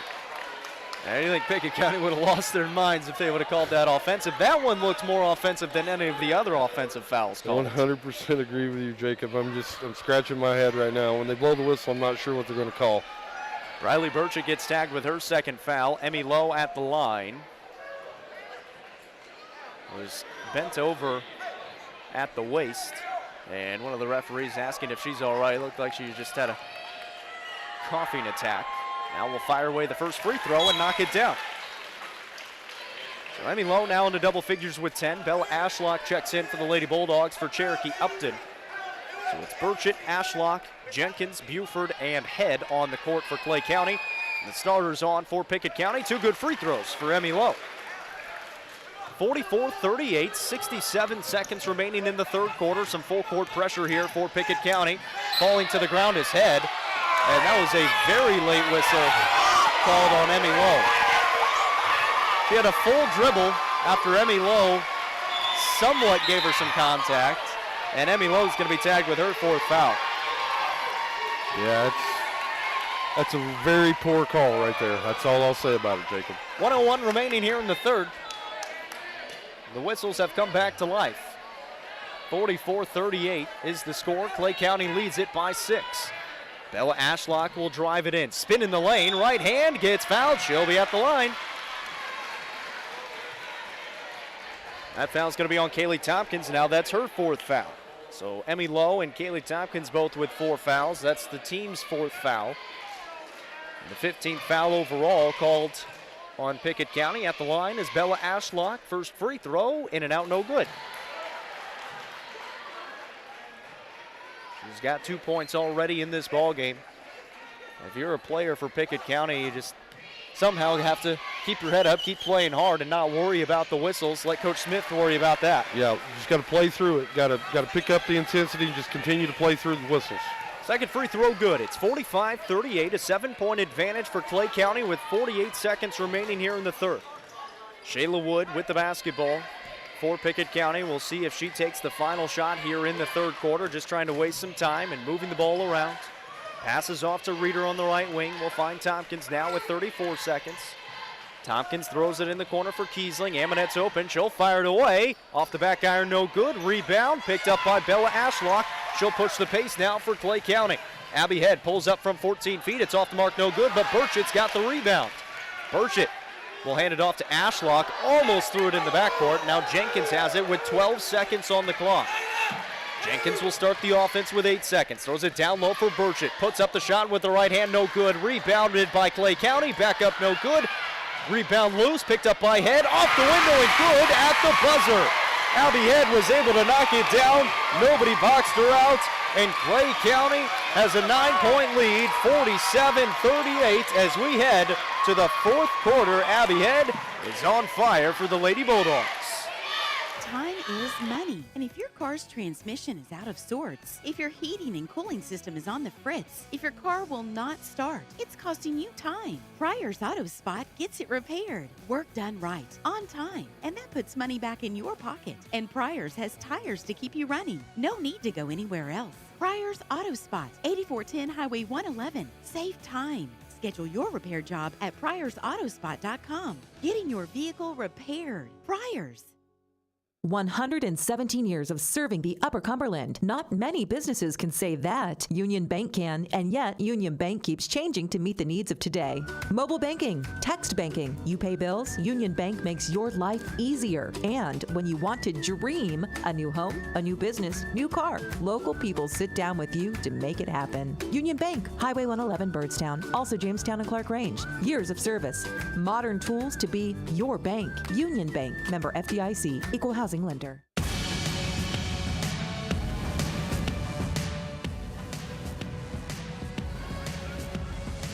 Fourth quarter of action about to get underway here from Salina. 47-38, Clay County leads it by 9 as we start this fourth quarter. It's 18-12 in that third quarter. They've doubled us up on free throws, Jacob. They've attempted 17 to Pickett County's 8 so far. Emmy Lowe will start the offense for Pickett County here in the fourth quarter. She moves it to the right side, looking down low for Callie Reeder on the right baseline. Tried to throw a skip pass over to Kiesling, and it's picked off by Zoe Hayes. Bella Ashlock will bring it up now for Clay County, and stolen right back by Pickett County. Shayla Wood's got it. Shayla Wood racing up the court, putting it up. Couldn't get it to go. Rebound saved in bounds, but thrown into the hands of the Lady Bulldogs. Abby Head is out in front. Abby Head to the basket, gets hacked, and she'll be at the line. Foul's going to be called on Allie Amonette. That's one of the first true foul calls here in the second half. Yeah, no doubt. So Allie Amonette now picks up her third foul. Foul trouble for the Lady Bobcats. Amonette with 3, Emmy Lowe with 4, Callie Reeder with 3, and Kaylee Tompkins with 4. At the line is Abby Head, knocking down another free throw. She's got 24 points now. Again, her career high is 26. She did it 2 games ago against Gordonsville. Second free throw good. She's a point away from tying her career high. 49-38, the biggest lead of the ball game for the Bulldogs. 7:20 remaining here in the ball game. This game is for the regular season district title in 7A. Looking down low for Reeder, pins her defender down, and now a whistle, and they're going to call a foul. One guy had a jump ball, the other guy had a foul, and they're going to go with the foul. That foul is going to be called on Zoe Hayes. That is her 4th foul. She came from the weak side, tried to tie it up, and gets tagged with the foul. So Pickett County will have the ball underneath the basket. That's the 15th foul here in the second half. They inbound to Callie Reeder, somehow gets it back to Emmy Lowe. Emmy Lowe on the perimeter, throws it to Amonette, top of the key. Off to Shayla Wood. Shayla Wood trying to dice up her defender. Now will pass over to Amonette, left wing. Thought about taking the 3, throws it down low to Reeder. Kick it out, Kiesling. 3 ball from the corner, off the mark. It was a little bit deep, and the rebound picked up by Clay County. Abby Head will bring it up. Abby Head up the right side, being guarded by Emmy Lowe with 6:43 remaining in the ball game. Pass off to Jenkins on the left wing. Throws it in the corner for Head, will skip it all the way. Actually threw it off the rim, was trying to skip it to Ashlock along the baseline. Here's Shayla Wood out in front now for Pickett County. She'll take the 3. That one's going to be way deep off the mark. That's an air ball. Jenkins catches it on the other side for Clay County, and now she'll bring it up. Jenkins on the top of the key, looking to the right side. Now looking to Coach Walker for direction. Will hand it off to Abby Head. Abby Head dribbling with the right hands, and this Clay County team very content with just moving the basketball around. They don't need points. They lead by 11 with 6 minutes to play. They keep that. They get their first regular season title since 2003. Here is Burchett down low, just threw the ball up to the basket, and it somehow went down. Holy cow, Jacob. She just kind of tossed that, flicked it up. It goes straight up and straight back down. A steal at the other end now for the Lady Bulldogs. Bella Ashlock leading the break, throwing it up and getting it to go. Everything going in Clay County's way. Pickett County needs a timeout. It's a 15-point lead. 53-38, a full timeout taken by Pickett County with 5:38 remaining in the ball game. We'll take it with them. Back in a minute. Since 2007, Dale Hollow Exxon has been serving this community. That's a lot of buzzer beaters and great wins. Jason Meadows and the team at Dale Hollow Exxon love the Bobcats and are proud to support the team. On your way to the next game, swing in for a fill-up. Sandwiches, fresh baked goods, and delicious pizza for every Bobcat fan on your team. And of course, Synergy Supreme Gas from Exxon to keep your car running with the speed of the Bobcats. Dale Hollow Exxon. Refuel after every game at Dale Hollow Exxon. As Pickett County soars higher this year, so does Amonette Eagle Auction. When you need your property sold, there's not a better team to call. Amonette Eagle Auction has the knowledge, skills, and tools to get the most money for you and your family. Check out eagleauctions.com to find out more or to see information on upcoming auctions. You might find just what you're looking for. Thanks, Amonette Eagle Auctions. When you need to get it sold, call Amonette Eagle Auction. We soar higher.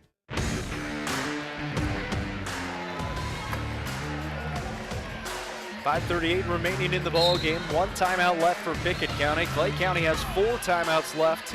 It's 53-38, a 15-point advantage. Pickett County chasing those 15. Here's Allie Amonette. Got loose. Will fire it away. Can't get it to go. It was a good look. Just didn't knock it down. Bella Ashlock leads the break now for Clay County. And almost turns it over. It's loose on the ground. Shayla Wood dives for it, and Pickett County has it, and then fouled from behind by Bella Ashlock is Kiesling.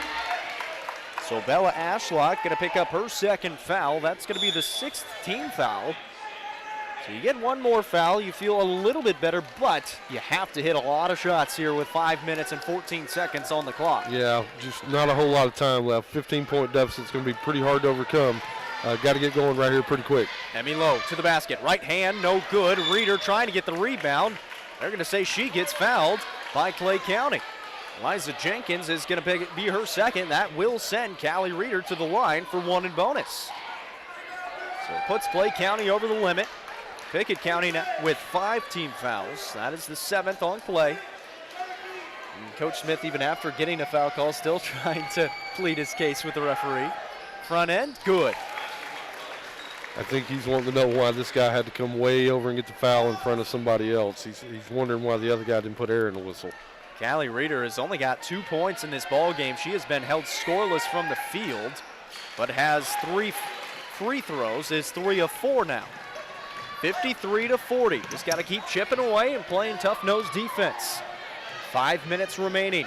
There's Emmy Lowe diving on the basket. That's going to be a jump ball. Coach Walker was trying to get a timeout, but the ball was loose on the ground. Clay County didn't have possession. It's going to be Clay County basketball. I've really liked the intensity, though, Jacob. The last 2 defensive possessions, we've got after it. Turned the ball over, got after a loose ball. Let's see if they can continue to keep up that pace. Jenkins looking inbound, throws it in the corner for Upton. Coach Smith yelling out trap, and there's a turnover. Pickett County's got it. Shayla Wood leads the break. Shayla Wood, middle of the lane, to the basket, blocked from behind, but Kiesling's got it.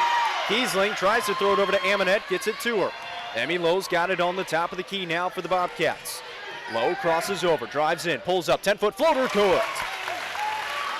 Emmy Lowe with 13 points. It's 53-42, 4.5 to play in the ball game. Abby Head into the corner now for Cherokee Upton. She'll fire the triple, and she hits the freshman in a big spot for Clay County. That's a big shot right there. Pickett County had a little momentum. Emmy Lowe's trying to answer at the other end with a 3 of her own. Couldn't get it to fall, and Burchett's got the rebound. Just missed it a little bit short. 4:10 to play in this ball game.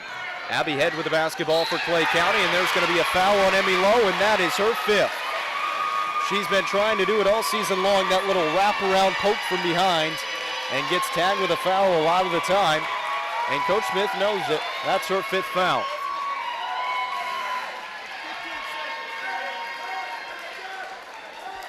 Kaylee Tompkins will come in here for Emmy Lowe as Emmy Lowe fouls out of this ball game. She'll foul out with 13 points. Cherokee Upton checks out, and now Clay County's going to take a timeout of their own. 4:05 to play in the ball game. It's 56-42. We're back in a minute. Sunday, Monday, Tuesday, Wednesday, Thursday, Friday, Saturday. There is no someday on the calendar.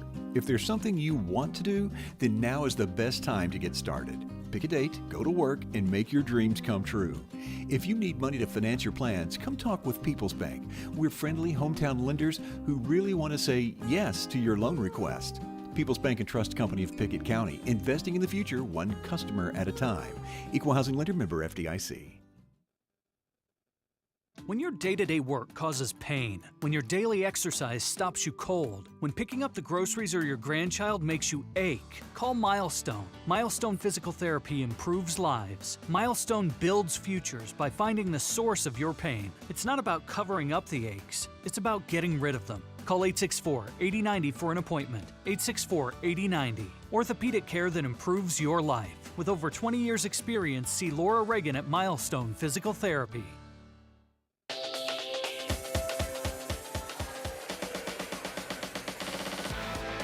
4:05 remaining in the ball game. Clay County will have the basketball. 2 timeouts left, make that 3 timeouts left for Clay County. 1 timeout left for Pickett County. Pickett County just trying to trap everywhere, trying to speed up this Clay County offense. Abby Head will find Zoe Hayes on the left wing. Now in the middle to Ashlock, left baseline to Burchett, got open, she'll lay it up and in. That's how you break that defense right there. Yeah, got it right to the free throw line, was able to find a cutter down low, easy bucket. 14 points for Briley Burchett now. She's played very well in this ball game. 58-42. Tompkins down on the left block is going to be fouled on an entry pass, and she'll be at the line for 1 in bonus. Bella Ashlock going to be tagged with her 3rd foul. The 8th team foul now on Clay County, and sends the freshman to the line for 1 and 1. Tompkins will eye up the front end. Off the back iron, no good, and rebounded by Briley Burchett. Clay County brings the ball up with 3:27 to play.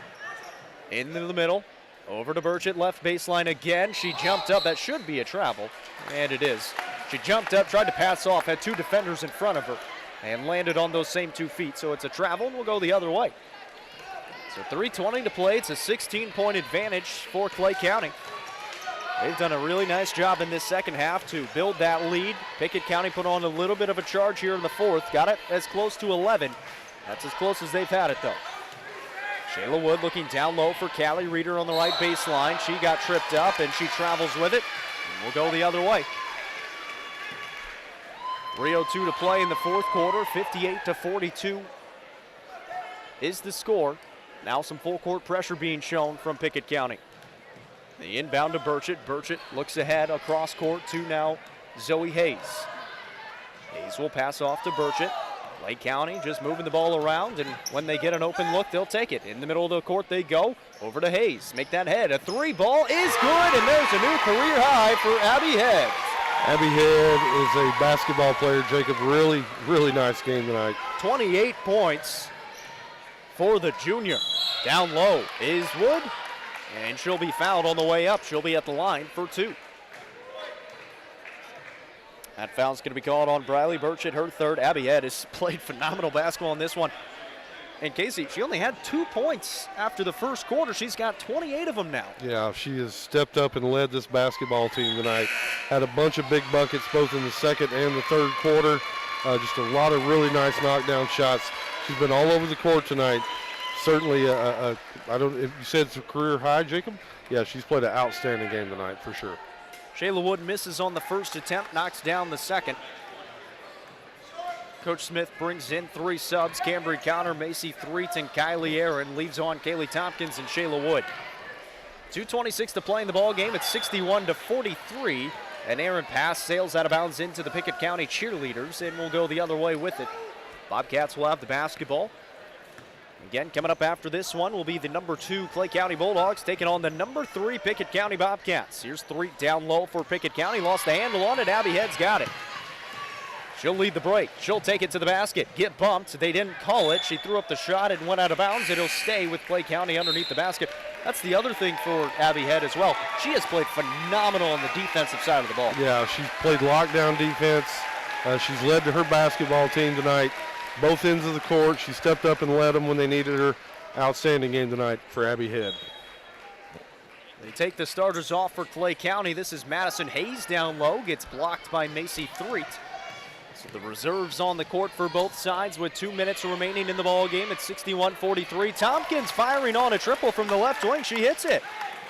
That's her first field goal of the game. Is that her first 3 of the season right there, Jacob? It might be her 2nd, actually. Yeah. I know she's taken a couple of them. 61-46. 1:40 to play in the ball game. This is Isabella Hale with it. Throws it up top for Upton. Upton drives in. The floater with the right hand is good. Freshman has gotten a good amount of playing time in this one after Zoe Hayes picked up some early fouls. And she actually has 7 points here in the ball game now. Macy Threet with the basketball, looking down low for Tompkins. Got loose, lays it up and missed it off the rim support. Now it's loose on the ground. And Pickett County's got it. Ava Kiesling triple off the back iron, no good. Rebound ripped down by Clay County. Out ahead is Cherokee Upton. Upton on the perimeter with 1:05 to play. Pass off to Madison Hayes. Down low, she's going to be fouled and she'll be at the line. Foul's going to be called on Kaylee Tompkins, and that is going to be Kaylee Tompkins' 5th foul. But, well, I was going to say, now you got to bring on one of your starters back in because you don't have any more reserves. So Allie Amonette's going to come back in here. Allie's excited to get back in the game. She forgot to check in at the scorer's table. The referee laughingly at the scorebook saying, you know what number she was.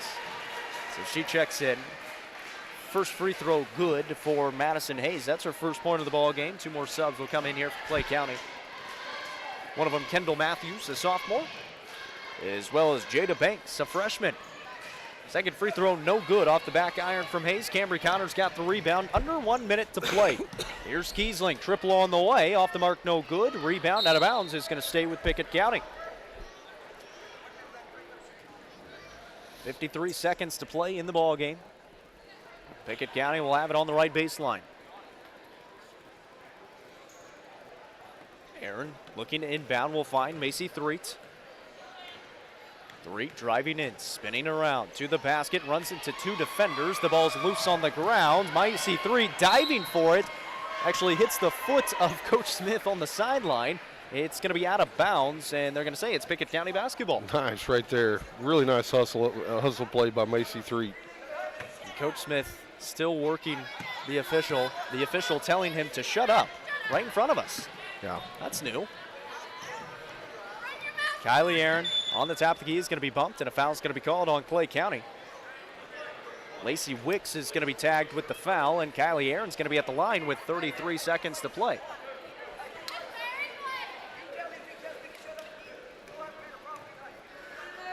Coach Smith. Yeah, he didn't like that comment. Rightfully so. I don't know if you've ever told a coach to shut up in refereeing a basketball game. And Coach Smith is going to get a warning here. Yeah, here's the deal, Jacob.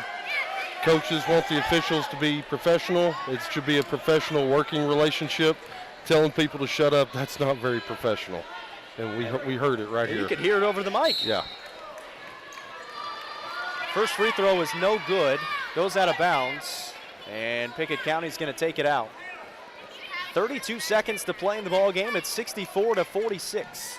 Macy Threet on the left baseline. Kick it out to Ava Kiesling. She'll shot fake, pick up her dribble. Threet now on the wing. Threet drives in on Hayes, gets bumped, and she's going to be fouled, and she'll be at the line. 23 seconds to play in the ball game. This foul's going to be called on Madison Hayes, and now a lot of the fans reiterating what the referee said right in front of us and giving it right to him. Macy Threet knocks down on the free throw attempt. Free throw on the second attempt, no good. Rebounded by Madison Hayes. Hayes will bring it up and pass off into the hands of Kendall Matthews. 15 seconds to play. Clay County is dribbling around, surveying, and it looks like they're just going to hold it. Maybe. Now the pass is picked off by Ava Kiesling. She's got it. It's loose on the ground now. 2 seconds to play. That'll be it. Clay County wins it 64-47. The final score, the Clay County Lady Bulldogs are your District 7A regular season champs for the first time since 2003. Congratulations to the Clay County Lady Bulldogs. We'll take a short break, come back, and break it down for you. Regular visits to the doctor, they can be a challenge to fit into your busy schedule. Bye, Mom. I'm on my way to practice. But those regular visits are the best way to keep your family healthy. Schedule an appointment today at Byrdstown Medical Center, 864-3187. Keep the number handy for all those family sniffles, playground bumps, or rashes out of nowhere. 864-3187. Good to schedule that annual physical, too. Byrdstown Medical Center, the local way to stay well. Most insurance ads end at competitive rates, as if that's all that matters. As your local professional insurance agent, that's just where Kiesling Insurance begins. When it comes to insuring your home, your car, or your business, Kiesling Insurance offers you personalized service and advice, along with a choice of companies to fit your needs. And yes, competitive rates, too. When you need insurance, call them, or be sure and contact the team at Kiesling Insurance or visit them online at KieslingINS.com for details about life, home, auto, or business.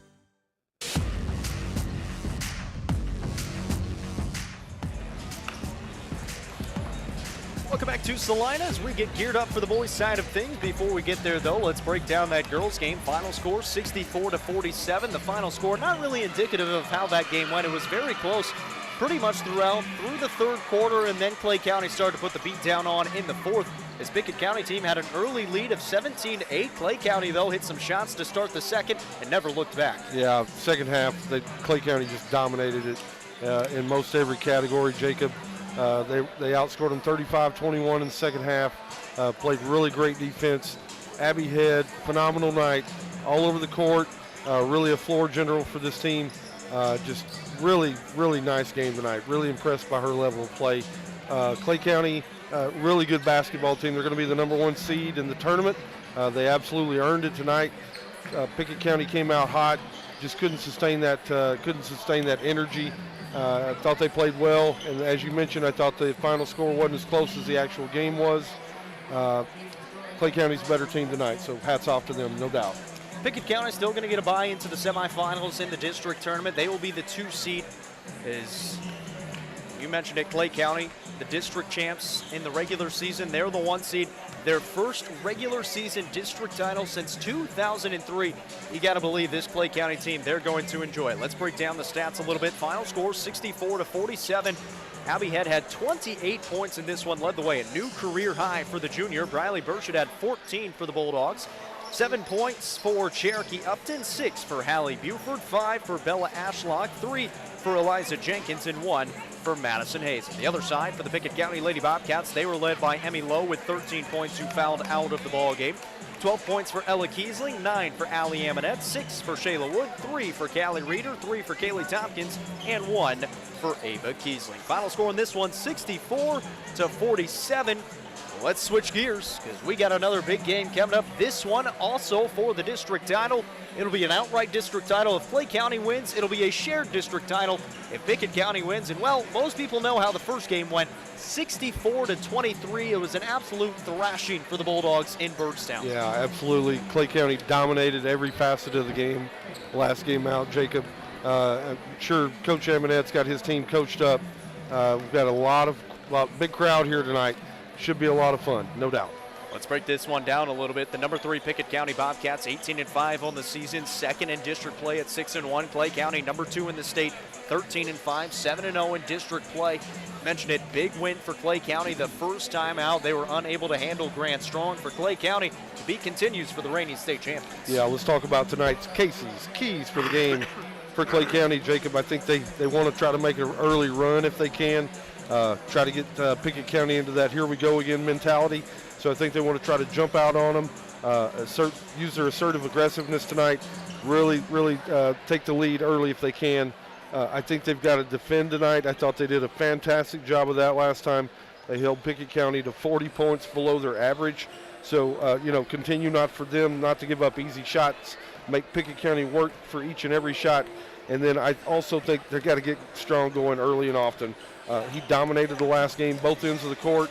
They want to try to get him going early, get him to lift this team up, let him carry this team to another win tonight. Jacob, that's tonight's Casey's keys for the game for Clay County. Now, this is a Clay County team coming off of a loss. They lost to York here at home back on the first, 75-72. However, Grant Strong in that game, 44 points and 9 rebounds. Over the last 4 games, he's averaged 36 points and 9 rebounds. So he's been playing some pretty good basketball. On the other side for Pickett County, they're also coming off of a win. They beat Clark Range pretty handily, and their last game looked much better offensively. Yeah, absolutely. Tonight's Casey's keys for the game for Pickett County. Jacob, I really feel like they've got to win the first half. They only put up 5 points in the first half last game, which really impacts their confidence. They've lost 13 straight to this Clay County bunch. Winning the first half will boost that confidence, have this Pickett Bobcat team believing they can compete and win. I think they've got to come out early with energy and intensity and be the aggressor on offense and defense and take some of the air out of this home crowd. I think, secondly, Jacob, they can't give up second chance points tonight. They give up a lot of second and third chances due to offensive rebounds last game versus Clay, several to Grant Strong. I think you got to be physical tonight on the glass. You've got to find Grant Strong each and every time a shot goes up, figure out how to keep him off the boards. It's a tough job because he always seems to find himself close to the rebound on every shot attempt. Lastly, Jacob, I think Pickett County's got to relax and play Pickett County basketball. Get out and defend, play hard-nosed defense, be patient offensively and move the basketball.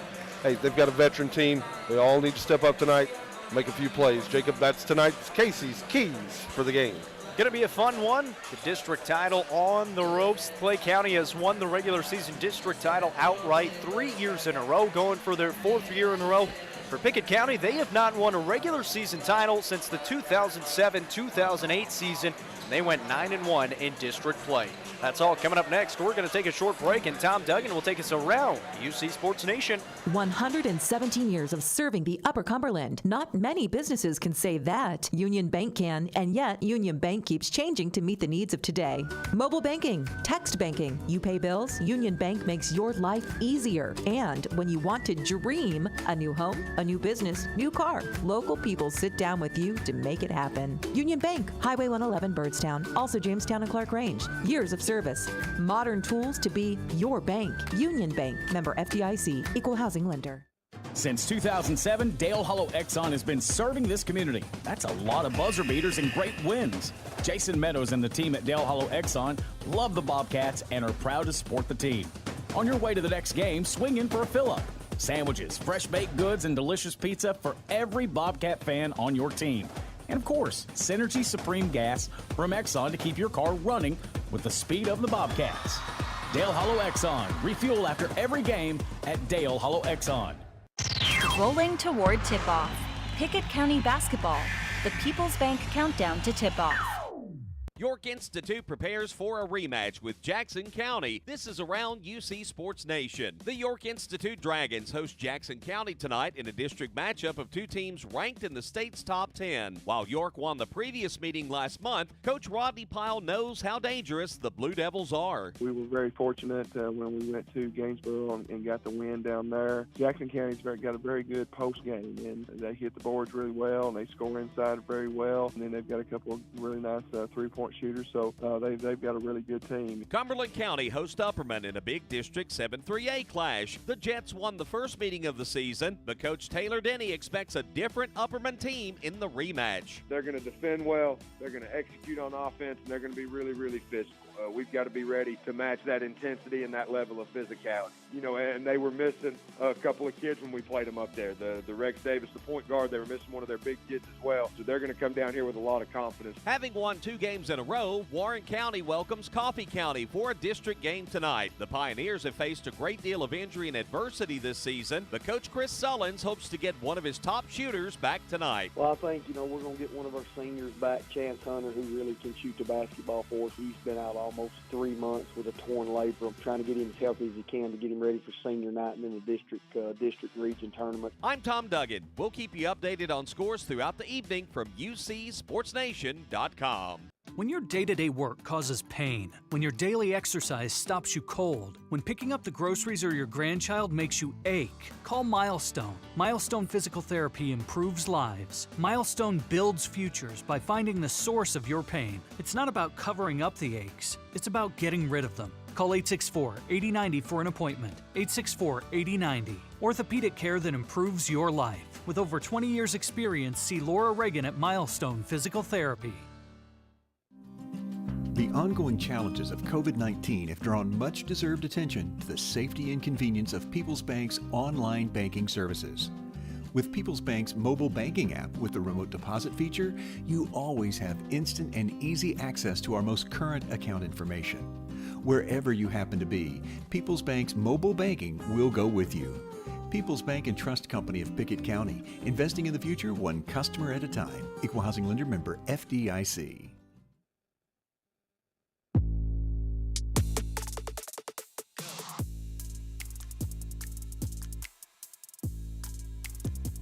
Welcome back here on Pickett County Bobcats basketball. We're talking with Will Amonette, a senior point guard with the Pickett County Bobcats.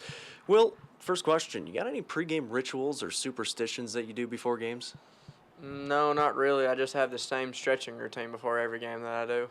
Oh, it's pretty simple. Well, this one, a little bit more of a serious question. You got to see Zach firsthand deal with his injury. You suffer a similar injury as well. Has that kind of made you appreciate just being in the basketball gym more? Oh, most definitely. I'm just glad anytime I get to come practice or play with the team way more than I did before. What's your favorite part about playing for Pickett County?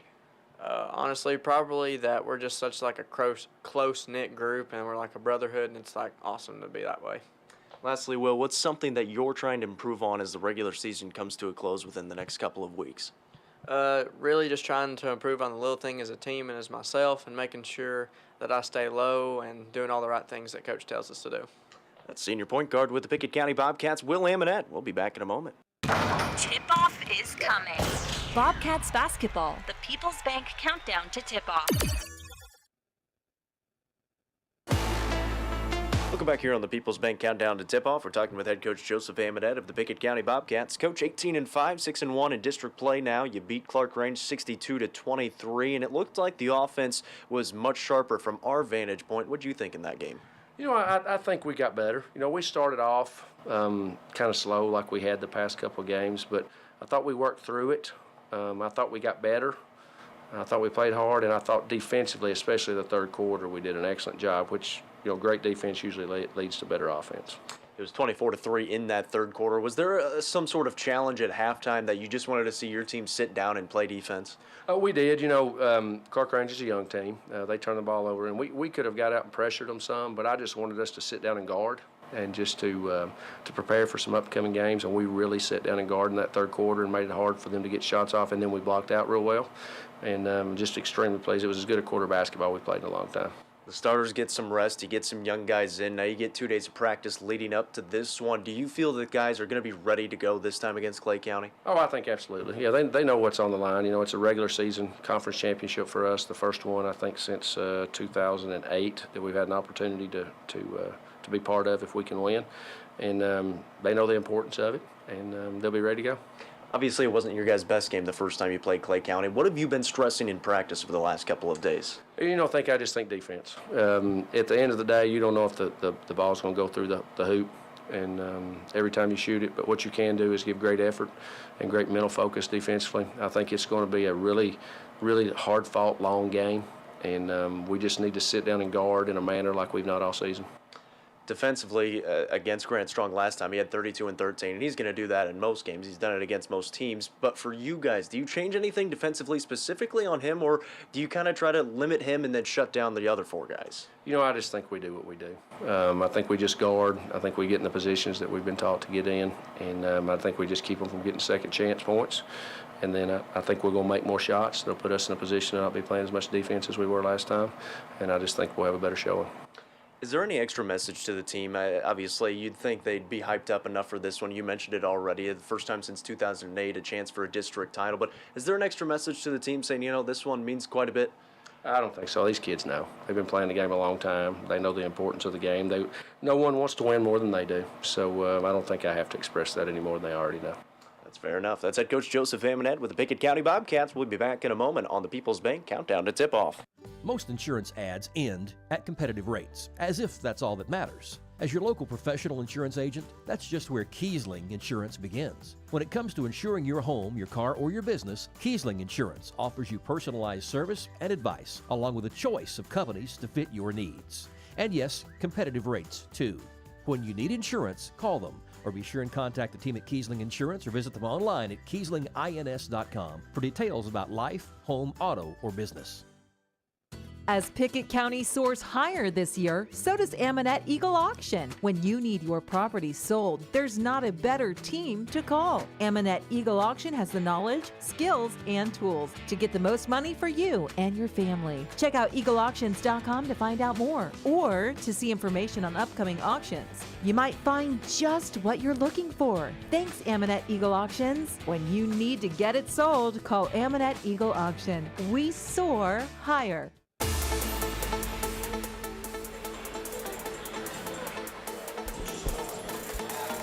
Welcome back here to Salina as we get geared up for the boys game. The number 3 Pickett County Bobcats, 18-5 on the season, 6-1 in district play, getting set to take on the number 2 Clay County Bulldogs, 13-5 and 7-0 in district play here in Salina for the first time this season. Of course, this game was supposed to be played earlier on this season, got postponed here, got postponed in Byrdstown. Finally, we're able to play this second district game, and I guess fortunately got postponed because now it is for the district title as well. Yeah, absolutely. A lot of hardware on the line tonight.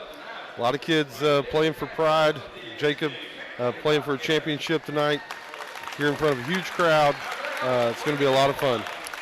You mentioned the crowd. It's packed on both sides. We've got the Pickett County fans behind us, the Clay County fans in front of us on the other side of the court. We're courtside, right beside the Pickett County bench and the scores table. Pickett County's going through their starters. Let's take you through them as well. A little bit of a change. They will be without Caleb Lowhorn, the senior post player in this ball game. He is unavailable to play in this one, so Jacob Amonette will start in his spot. Outside of him, it'll be the main three seniors, Will Amonette, Zach Amonette, and Hunter Wattenbarger, and Heath Wattenbarger, the sophomore, along with Jacob Amonette, the freshman. On the other side, for the Clay County Bulldogs, their head coach, Rob Edwards, no change in their starting lineup. They'll send out 3 seniors and 2 juniors. It'll be Eli Smith wearing the number 2, Jimmy Burchett's number 3, number 4 is Jeff Spivey, 11 is Grant Strong, and 13 is Keaton Arms. Grant Strong, I mentioned it, 32 and 13 against Pickett County the last time out. He didn't even make a 3 in that game. Yeah, but he still dominated from every phase, Jacob. Offensively, defensively, he was a man on the boards, got a ton of offensive rebounds, had a couple of really big plays that really swung the game, got the momentum of the crowd into it, plays with a lot of passion, plays with a lot of heart. He's a high-level player, Jacob, and that's why he's going to a D1 school. The main thing in that ball game, it was 22-5 at halftime, and that's pretty much what did Pickett County in. Speaking of scores, we've got a couple of final scores from around UC Sports Nation. Yeah, UC Sports Nation scoreboard, Jacob. Finals, Van Buren County tonight over Bledsoe County. Final score, Van Buren County 49, Bledsoe 24. Halftime score, York Institute over Jackson County 36-5. You heard it right here, UC Sports Nation game. Clay County takes down Pickett County tonight. Final score, 64-47. Upperman tonight, big time win over Cumberland County, 37-33. White County leads Livingston at the half, 35-20. Stone Memorial, a final. Stone Memorial over Macon County, 56-32. And the Cookeville Lady Cavs run their their record to a perfect 25-0. Take down Mount Juliet this afternoon, 80-37. Jacob, that's the UC Sports Station scoreboard. Back to you. We're ready for basketball from Salina. Grant Strong up against Heath Wattenbarger. Clay County Bulldogs will come away with the basketball first. Grant Strong will start off with it. They like to go ISO with him. Hunter Wattenbarger takes on that guarding duty. Grant Strong will move it to the right side. Coming through towards the top of the key is Spivey. Spivey on a flare screen to the right side. Fakes on a 3, drives in, got tripped up, and then gets his feet back under him. Take it back out to Arms, and now Grant Strong back with the basketball. Strong will pull it out near half court and reset the offense as Coach Edwards barks out some instructions. This is a fun coaching battle as well. These two coaches very, very good at what they do. Spivey moving it to Smith on the left wing. Eli Smith looking around. That pass almost into the backcourt, but picked up by Grant Strong again. Strong at the perimeter, off to Smith. Smith over to Burchett. Burchett penetrating, now finds Strong. Strong spins around, out to Smith. They're really filling those gaps defensively. Now getting to the basket as Burchett lays it up and in with the right hand. As I was saying that, he was able to find one of those gaps. That's one thing they worked on really hard in practice yesterday, was just filling those gaps, especially in help. There's Zach Amonette with the basketball now for the Bobcats. 2-0, Clay County on top. Will Amonette with it will set up the offense. Now, where do you go offensively if you're Pickett County? You only scored 5 points against this Clay County defense in the first half last game. What do you change? What do you go to? Yeah, I'm going to Zach Amonette. He's my best player. That's where I'm going. He puts it up at the elbow, had 2 defenders on him and knocks it down. Sure, Zach was disappointed in the last game. He wants to come out and have his best effort right here, no doubt. Coach Amonette just got a team warning, and we're only not even 2 minutes into the ball game. Is he on the court too far? I'm not sure what happened right there at all, Jacob. It was right in front of us, and I have no idea what happened. But it's a team warning. Here's Grant Strong pulling up for a triple. It's short, no good, and rebounded by Heath Wattenbarger. Will Amonette will bring it up for the Bobcats with 6:05 to play in the first quarter. We're tied up at 2. Defensively for Clay County, they're pretty much going to face guard Zach Amonette and then help on him when he starts to drive in.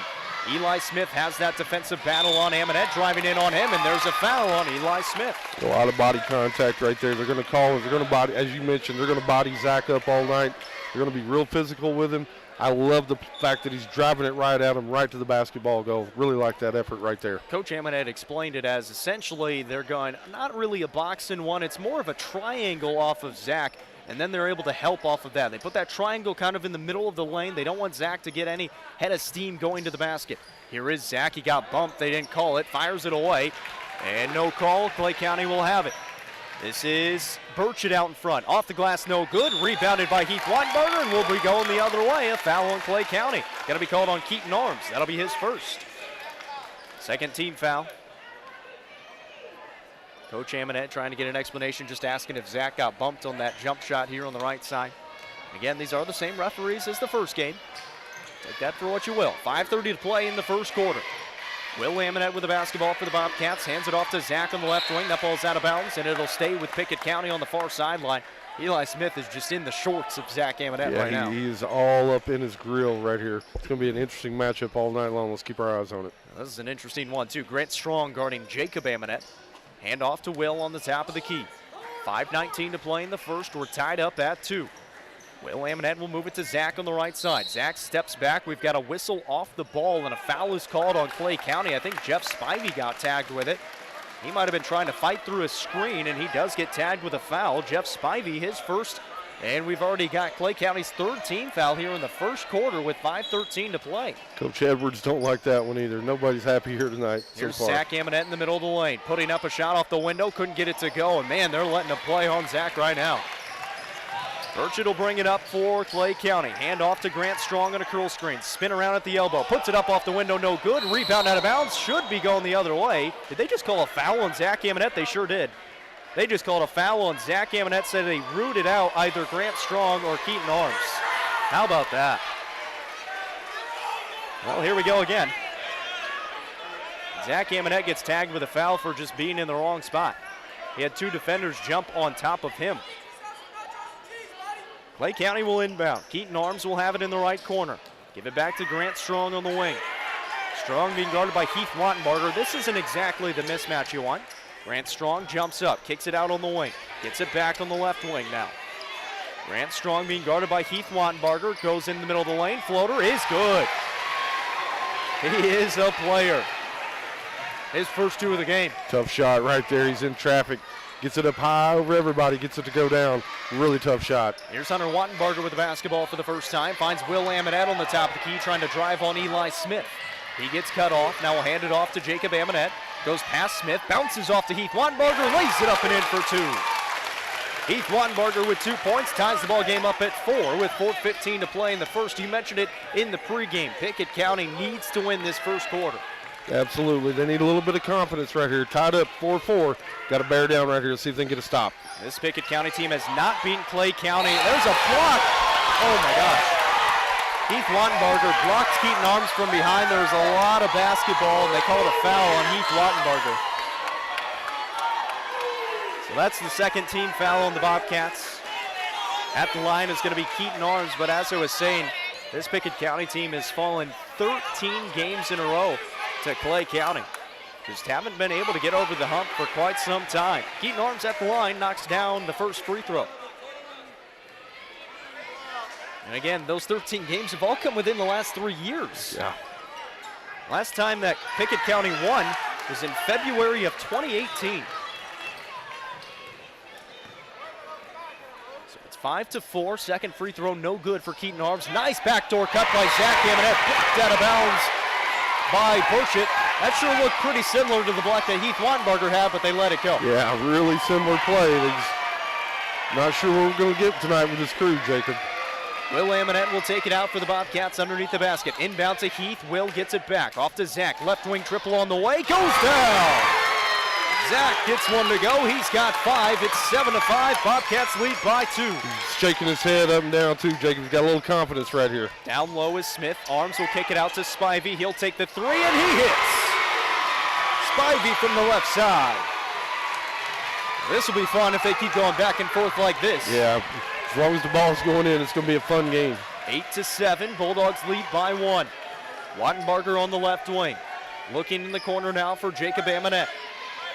Jacob will pass off to Zach, will then find Will, top of the key, right side it goes to Heath. Heath surveying, waits for the play to develop. Now a flare screen out to Will, fires the triple, it's short, no good, and rebounded by Grant Strong. He'll lead the break. Grant's out in front on the right side. On the right baseline, spins around, bounces off to Burchett, puts up the shot, in and out, no good, and rebounded by Hunter Wattenbarger. That was good transition defense that time by the Bobcats. Great transition defense, big-time rip right there on the boards by Hunter as well. Jacob Amonette on the left wing. Zach gets loose, drives in, picks up his dribble, and a jump ball is going to be called as Grant Strong got in there to tie it up. And the Bobcats will keep it underneath the basket with 2:39 remaining here in the first. It's 8-7. Bulldogs lead by 1. Will Amonette will take it out on the left baseline. Bounce it into Hunter Wattenbarger on the right block, trying to back down his defender. Throws it back to Will in the corner, fires away the triple, and he knocks it down. Will Amonette's first triple of the ball game. 10-8. Bobcats on top by 2. Grant Strong with the basketball, pulling up for a deep triple and answers right back. Woo-hoo! 2:18 to play in the first, and it's 11-10. The offenses have come alive. Yeah, we got both offenses in full swing right here. Everybody playing with a lot of passion, a lot of emotion. Zach Amonette now with it on the right wing, being guarded by Burchett. Tried to throw it to Will in the corner and threw it off of his head and out of bounds. Looked like Heath Wattenbarger was open on the cut down low, and it would have been an open 2, but he tried to throw it to Will in the corner. Will wasn't ready for it, goes out of bounds, and Clay County will have it with 2 minutes on the clock, leading by 1. Burchett will come get it and set up the offense. Moves it to the right side, looking for Grant Strong. Strong gets it, now looking for a screen, gets double teamed by the Wattenbargers. In the middle to Keaton Arms, putting up the shot up the window and good. He's a nice little supplement down low for this Clay County offense. He's a big body. Yeah, he's a big, wide body. He's got some nice touch around the rim, too. Got it up high on the glass, able to get it to go down. Really nice bucket that time. Makes it 13-10 with 1:28 remaining in the first. Zach Amonette on the top of the key, being guarded by Burchett.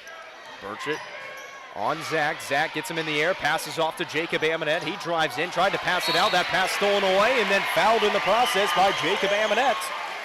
That foul going to be caught his first, the team's third. Burchett making it all happen on the defensive side of the ball there. Bryce Bailey will check in for the Clay County Bulldogs for the first time, and they really only use about those 6 right there. Bryce Bailey is really the only guy that'll come off the bench. They've got a couple of others, but for the most part, in close games like this one right now, Bryce Bailey is really the only guy that comes off the bench. Grant Strong with it, will drift out towards half court. Now try to drive in on Hunter Wattenbarger, pass out of it on the wing. Here is Bailey for a triple. It's short, no good. Spivey's got the rebound, throws it off Amonette and out of bounds, and Clay County will have it. That was a nice play by Jeff Spivey. Yeah, he's going out of bounds. He's just trying to find anybody he can to throw it off of. He was able to. Really nice play right there. 56 seconds remaining here in the first. It's 13-10. Bulldogs on top by 3. They've got the ball. Grant Strong taking a triple. It's going to be short, no good. It was an air ball. Heath Wattenbarger's out in front for the Bobcats. He'll slow it up and let Zach Amonette have it. Zach trying to drive in. Zach spins around to the basket, dumps it off, and he plays it in. Nice dime right there by Zach. 13-12 now. Grant Strong picks up his dribble. Down low, Bailey. Bailey goes up, and Bailey finds 2 points. Bryce Bailey off the bench with a deuce. Makes it 15-12 with 25 seconds remaining in the first. Pickett County will have a chance for the final shot. Will Amonette has it. Throws it to Heath on the left side with 15 seconds. Defender comes to him. Now Heath's going to take it to the basket, throws it to Hunter in the corner. 3 ball, short, no good. Heath's got it. Heath throws it off to Zach. Shot fake, drives into the basket. Yes! 3 seconds on the clock for Clay County. They can't get it in as they throw it off the underside of the backboard. And Pickett County is within 1 after the end of 1. 15-14. This game's going to be fun. Don't go anywhere. We're back in a minute. It's game night, but sniffles are slowing your MVP. Your choice is First Choice Family Care. Dad doesn't feel like a pickup game. Your choice is First Choice Family Care, 864-3232. Mom's been benched all weekend. Your choice is First Choice Family Care. Taking care of your family team all year round. Primary care, preventative care, wellness. Your choice is First Choice Family Care. Walk-ins and appointments. Your choice is First Choice Family Care. Always accepting new patients. Most insurance ads end at competitive rates, as if that's all that matters. As your local professional insurance agent, that's just where Kiesling Insurance begins. When it comes to insuring your home, your car, or your business, Kiesling Insurance offers you personalized service and advice, along with a choice of companies to fit your needs. And yes, competitive rates, too. When you need insurance, call them, or be sure and contact the team at Kiesling Insurance or visit them online at KieslingINS.com for details about life, home, auto, or business.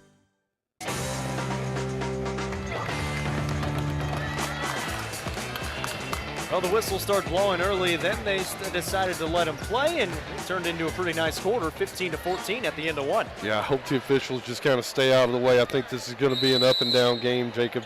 Hope they just kind of stay out of the way, and we'll see what happens. Let the players decide it right here. These are two high-powered offenses with two Mr. Basketball candidates. Grant Strong for Clay County, Zach Amonette for Pickett County. This is Jeff Spivey for a triple, and he hits again. Jeff Spivey's second of the game. He's one of those, we'll call him the Robin to Grant Strong's Batman. 18-14, we've got a whistle off the ball. We're going the other way. Jacob Amonette gets tagged with his second foul. Eli Reagan going to check in for him. And I couldn't tell, I assume Jacob was either, in that aspect of the play, it looked like he was just trying to bounce out to the wing, so I'm guessing he pushed off of Grant Strong down low. I'm guessing that's what it was. Yeah, I didn't have a good look at it. I couldn't see anything there. There's Jeff Spivey again, same exact spot, can't hit it that time, but Keaton Arms has the offensive rebound for Clay County. Grant Strong will try it, off the mark, no good. High in the air, and that's going to be a foul on Keaton Arms as he went over the back on Heath Wattenberger. Keaton Arms is going to be tagged with his second foul now. That's going to be a big foul. Yeah, they're going to get a sub in for him. Burchett's coming back into the game, it looks like, next dead ball. Keaton Arms has been very active on the glass. He's got 2 points in this ball game. He's going to come out here after the next dead ball. Here's Hunter Wattenberger down low, getting fouled, and he'll be at the line, and that's going to be 3 on Keaton Arms. Coach Edwards can't believe it. He looked fairly straight up. And Keaton Arms is going to be tagged now with his third foul in the first half. That's a big call. That's huge right there. 7 minutes to go, second quarter. He's a big, wide body. As you mentioned it, great rebounder down low. They're going to miss him, no doubt. He's their only true post player, and conversely for Pickett County, they've only got one true post player in this ball game, and Heath Wattenberger. Hunter can't connect on the first free throw. He has not scored in this ball game yet. So they finally get Keaton Arms out. They tried to, but it was just they couldn't get him out fast enough. Yeah.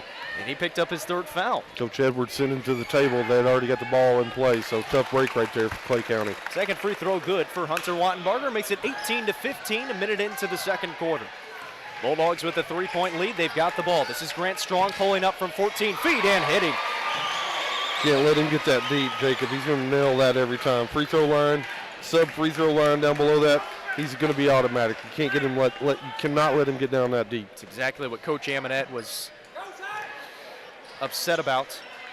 And they talked about it in practice. He wants them to stop at about 17 feet, 15 feet, right before that free throw line. Here's Zach Amonette getting fouled by Grant Strong. Grant Strong picks up his first. He can't believe it. And that'll be the team's fifth here in the first half with 6.5 to play. Pickett County will take it out on the left baseline. Will Amonette inbounds to Zach. Zach will throw it back to Will in the corner. Fires away the triple, in and out, no good, but Eli Reagan, the offensive rebound. Heath Wattenberger's down on the right block, backing down his defender, going up and getting fouled, and Bryce Bailey's going to be tagged with it. That was a nice move by Heath. Absolutely. Good big man move right there, Jacob. Fake to the baseline, took it back to the center. Little pump fake, got the defender up. Really nice play right there. Great footwork. So Heath will be at the line for 2 freebies, in and out on the first attempt, no good. He's got 4 points already in this ball game, and 2 defenders converge on him. He was able to kind of step through it to get to the foul call and hits on the second free throw. And they're going to have an advantage down low. Let's see if they can use Heath's advantage down low to get some momentum. It's 20-16, 6:15 to play in the second quarter. Here's Grant Strong with the basketball, losing the handle on it and picking it back up. On the right wing, Coach Amonette getting onto the court, trying to help out his defense. He's got 1 foot on, 1 foot off. He's already got a warning, so he's got to be careful about that. Now just bends down to one knee. Here's a 3 ball coming from Burchett. It's an air ball and picked up by Pickett County. Hunter Wattenberger will bring it up for the Bobcats. Up the right side. standing on the Coach Rob Edwards court logo. Will Amonette now with the basketball on the top of the key. They're going to try to get it into Watton. He's Wattenbarger right here. He's definitely got a mismatch. Let's see if they can get it into him. They give it off to Zach Amonette out near half court. 5.5 to play here in the second quarter. Zach's just holding it out near half court with 5:28 on the clock. It's 20-16. This is something we haven't seen from Pickett County so far. They've got 4 players set up along the baseline at about 10 feet probably from the basket. Now we'll start the offense. Just a little bit of a breather for everybody. Zach Amonette pulling up, trying to pass off. That pass is loose and stolen away by Clay County. Grant Strong's out front. He gets fouled, and the foul's going to be called on the ground. Moves it on, and they're going to get Hunter Wattenbarger with his first in transition. That's the team's 4th. You know, I think you're right. Down here on the offensive end, I think they're just taking a little break, right? They're limited on personnel tonight. They're not going to have a whole lot of subs. I think they're really just taking a break. 5:07 remaining here in the second quarter. It's a 4-point advantage for the Bulldogs. They've got the ball. Here's Eli Smith firing it away and knocking it down. He doesn't shoot it a lot, but he knocks down the deuce right there and makes it 22-16 with 4:55 remaining in the second quarter. Jacob Amonette will get set to come in at the next dead ball.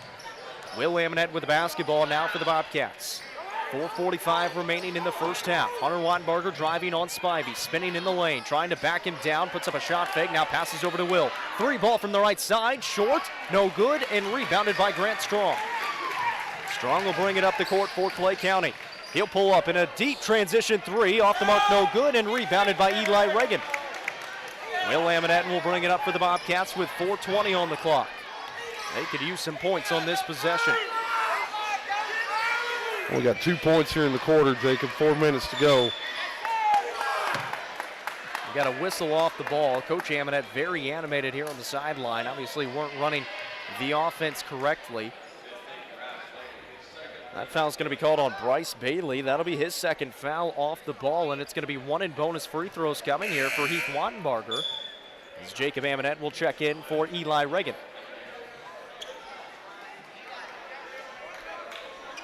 So 1 and 1. Heath will be at the line for the front end. Nobody in the lane for Pickett County, and Heath hits on the front end.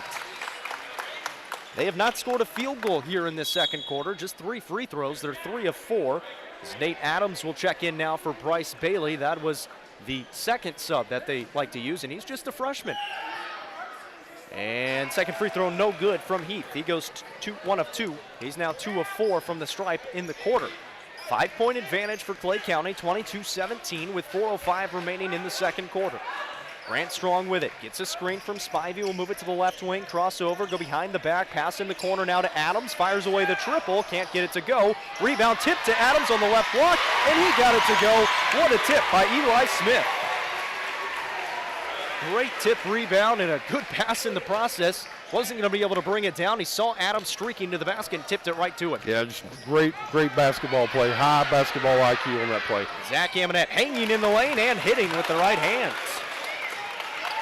He's got 9 points in the contest and makes it 24-19. 3:27 to play now in the second quarter. Grant Strong out at the elbow, trying to drive in. A foul is called, and it's going to be on Zach Amonette. Zach picks up his second. Zach was in help side, and they're going to say he reached in. Hunter was playing some really good straight-up defense on Grant Strong as well. They're making it a lot more difficult for him here in this one. No doubt. Here's Eli Smith with the basketball for the Bulldogs. Off to Burchett, in the corner it goes. 3 ball coming from Spivey. He hits again. Spivey's 3rd of the ball game. He's got 9. That's what's been killing him, is Jeff Spivey from downtown. Yeah, this is a really fragile period right here in the game. Jacob, need a bucket, need a stop right here before the halftime, no doubt. Zach Amonette, hand off Will. 3 ball is good. Answers right back, and a timeout taken by Coach Amonette. You mentioned it. They need points. They need a stop. Coach Amonette's going to take a full timeout to try to set up his defense. Yeah, really got to figure it out right here. You're down 5, 3 minutes to go. I thought it was a great shot right there by Will. Really needed some points. Now they're going to need some stops. 27-22, 2:57 remaining in the second. We'll be back in a minute. At People's Bank, we've learned a lot in our 43 years in the banking business. If there's one universal truth that covers almost every aspect of life, it would be success comes from consistency. You can never give up. You have to keep going no matter how hard it may get. Repetition is one of the most reliable tools you can have in your individual pursuit of success. People's Bank and Trust Company of Pickett County. Investing in the future, one customer at a time. Equal housing lender, member FDIC. Losing a loved one can be difficult, but you don't have to go through it alone. Brown Funeral Chapel stands beside you, answering your questions, creating a plan, helping you with the budget, taking care of the details. Brown Funeral Chapel stands beside you in some of the most difficult times of your life. Neighbors and friends ready to be there for you, to remember your loved one with caring and dignity. You don't have to shoulder it all. Brown Funeral Chapel stands beside you. Brown Funeral Chapel.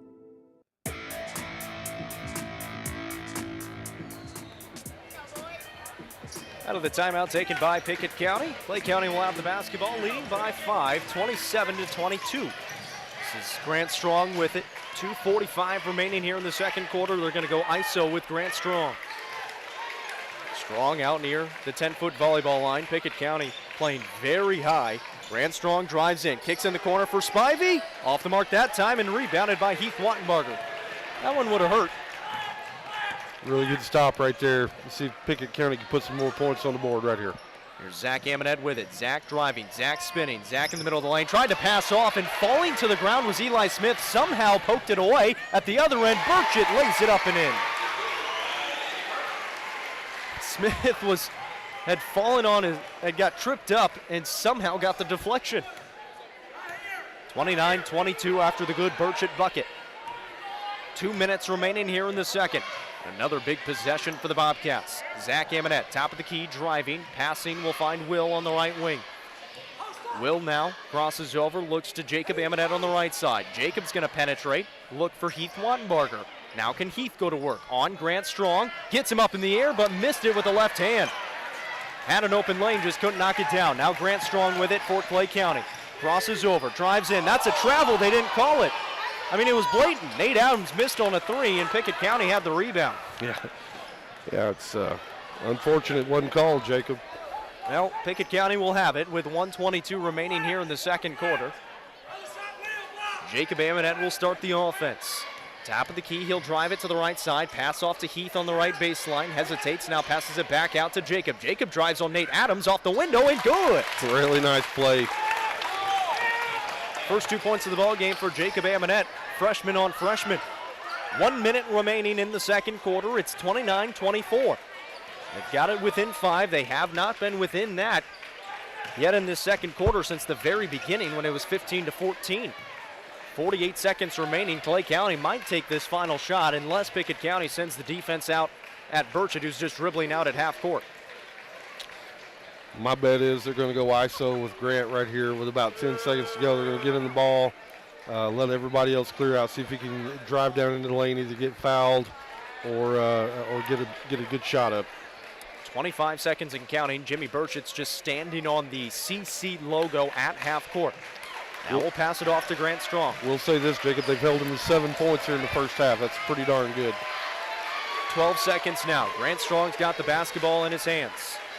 9 seconds, 8 seconds, 7. Now he'll start dribbling. 6 seconds. Grant's just going to pull up for a 3. Off the mark badly. Heath's got it. Here's Zach Amonette from 3/4 court. No good. They wanted a foul. They're not going to get it. Halftime score, 29-24. A tightly contested first half. Sets up for a great second half. We'll take a break. Come back and break it down for you. Time is money, and if your car's transmission is out of sorts, if your heating and cooling system is on the fritz, if your car will not start, it's costing you time. Pryor's Auto Spot gets it repaired. Work done right, on time, and that puts money back in your pocket. And Pryor's has tires to keep you running. No need to go anywhere else. Pryor's Auto Spot, 8410 Highway 111. Save time. Schedule your repair job at pryorsautospot.com. Getting your vehicle repaired. Pryor's. When your day-to-day work causes pain, when your daily exercise stops you cold, when picking up the groceries or your grandchild makes you ache, call Milestone. Milestone Physical Therapy improves lives. Milestone builds futures by finding the source of your pain. It's not about covering up the aches, it's about getting rid of them. Call 864-8090 for an appointment. 864-8090. Orthopedic care that improves your life. With over 20 years experience, see Laura Reagan at Milestone Physical Therapy.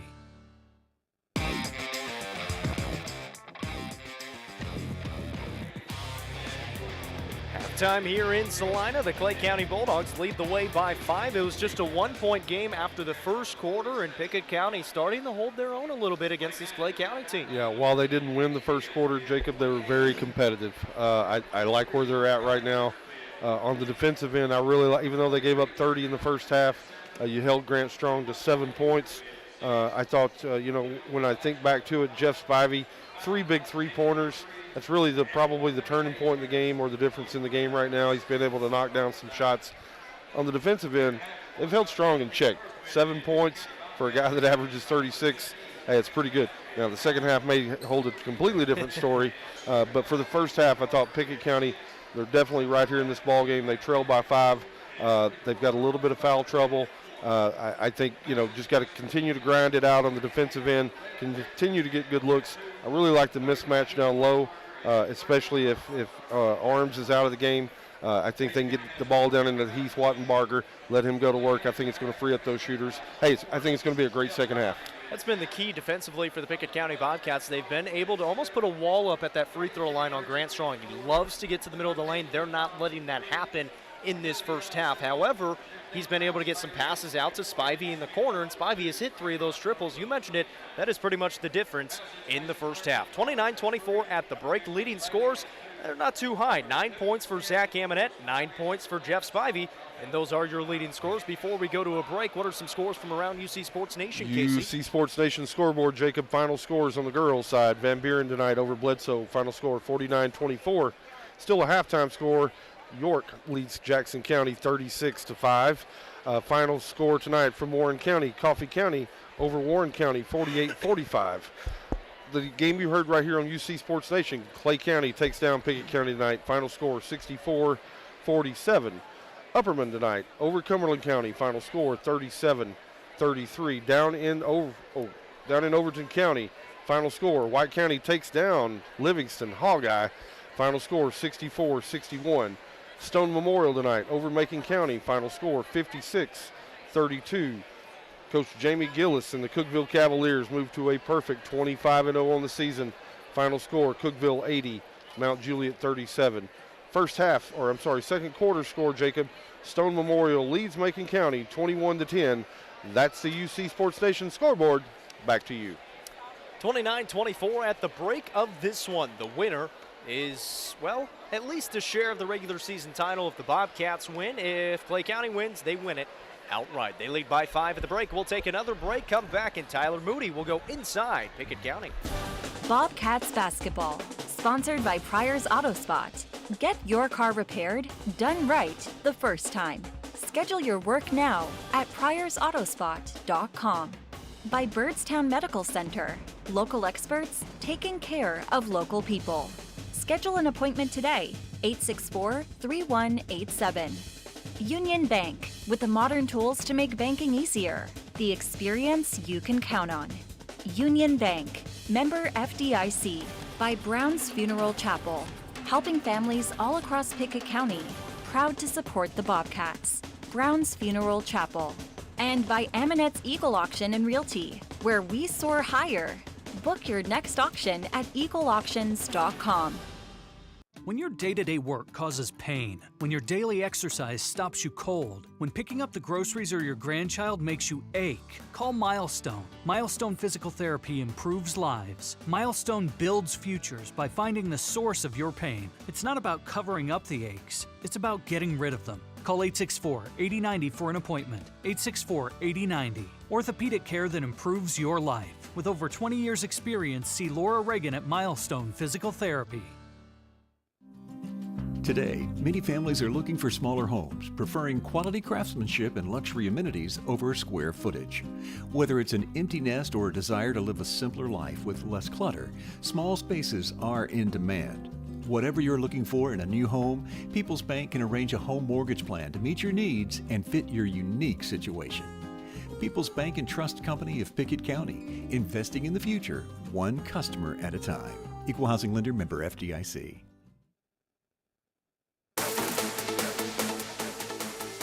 Welcome back here at halftime as we're inside Pickett County now. We're talking with senior Tyler Moody, who has enlisted in the Army. He's already gone through basic training. And Tyler, I just want to ask you about that. I just chatted with you about it a little bit. You actually went through basic training the summer before your now senior year, so this past summer. Take me through that experience. I mean, you're all still in high school, but you're going through basic training. What made you want to start this so early?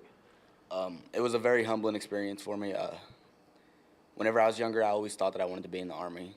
And thought it was cool, watching videos and everything, and actually being able to get out there and do it was a good experience. I learned a lot of discipline, respect. I grew as a person. It just made me feel better about myself, knowing that I was doing something more important with my life than doing absolutely nothing. So you mentioned you said at a young age you kind of thought about joining the Army. Was there like a certain time or a certain inspiration that made you want to join the Army? I never thought that I actually wanted to work a regular job like everybody else. I wanted to do something that was meaningful, that was more active, that you could actually do stuff that was, I just thought it was cool. And at a young age of like maybe 15 is whenever I first thought about doing it. And I went through and fulfilled it.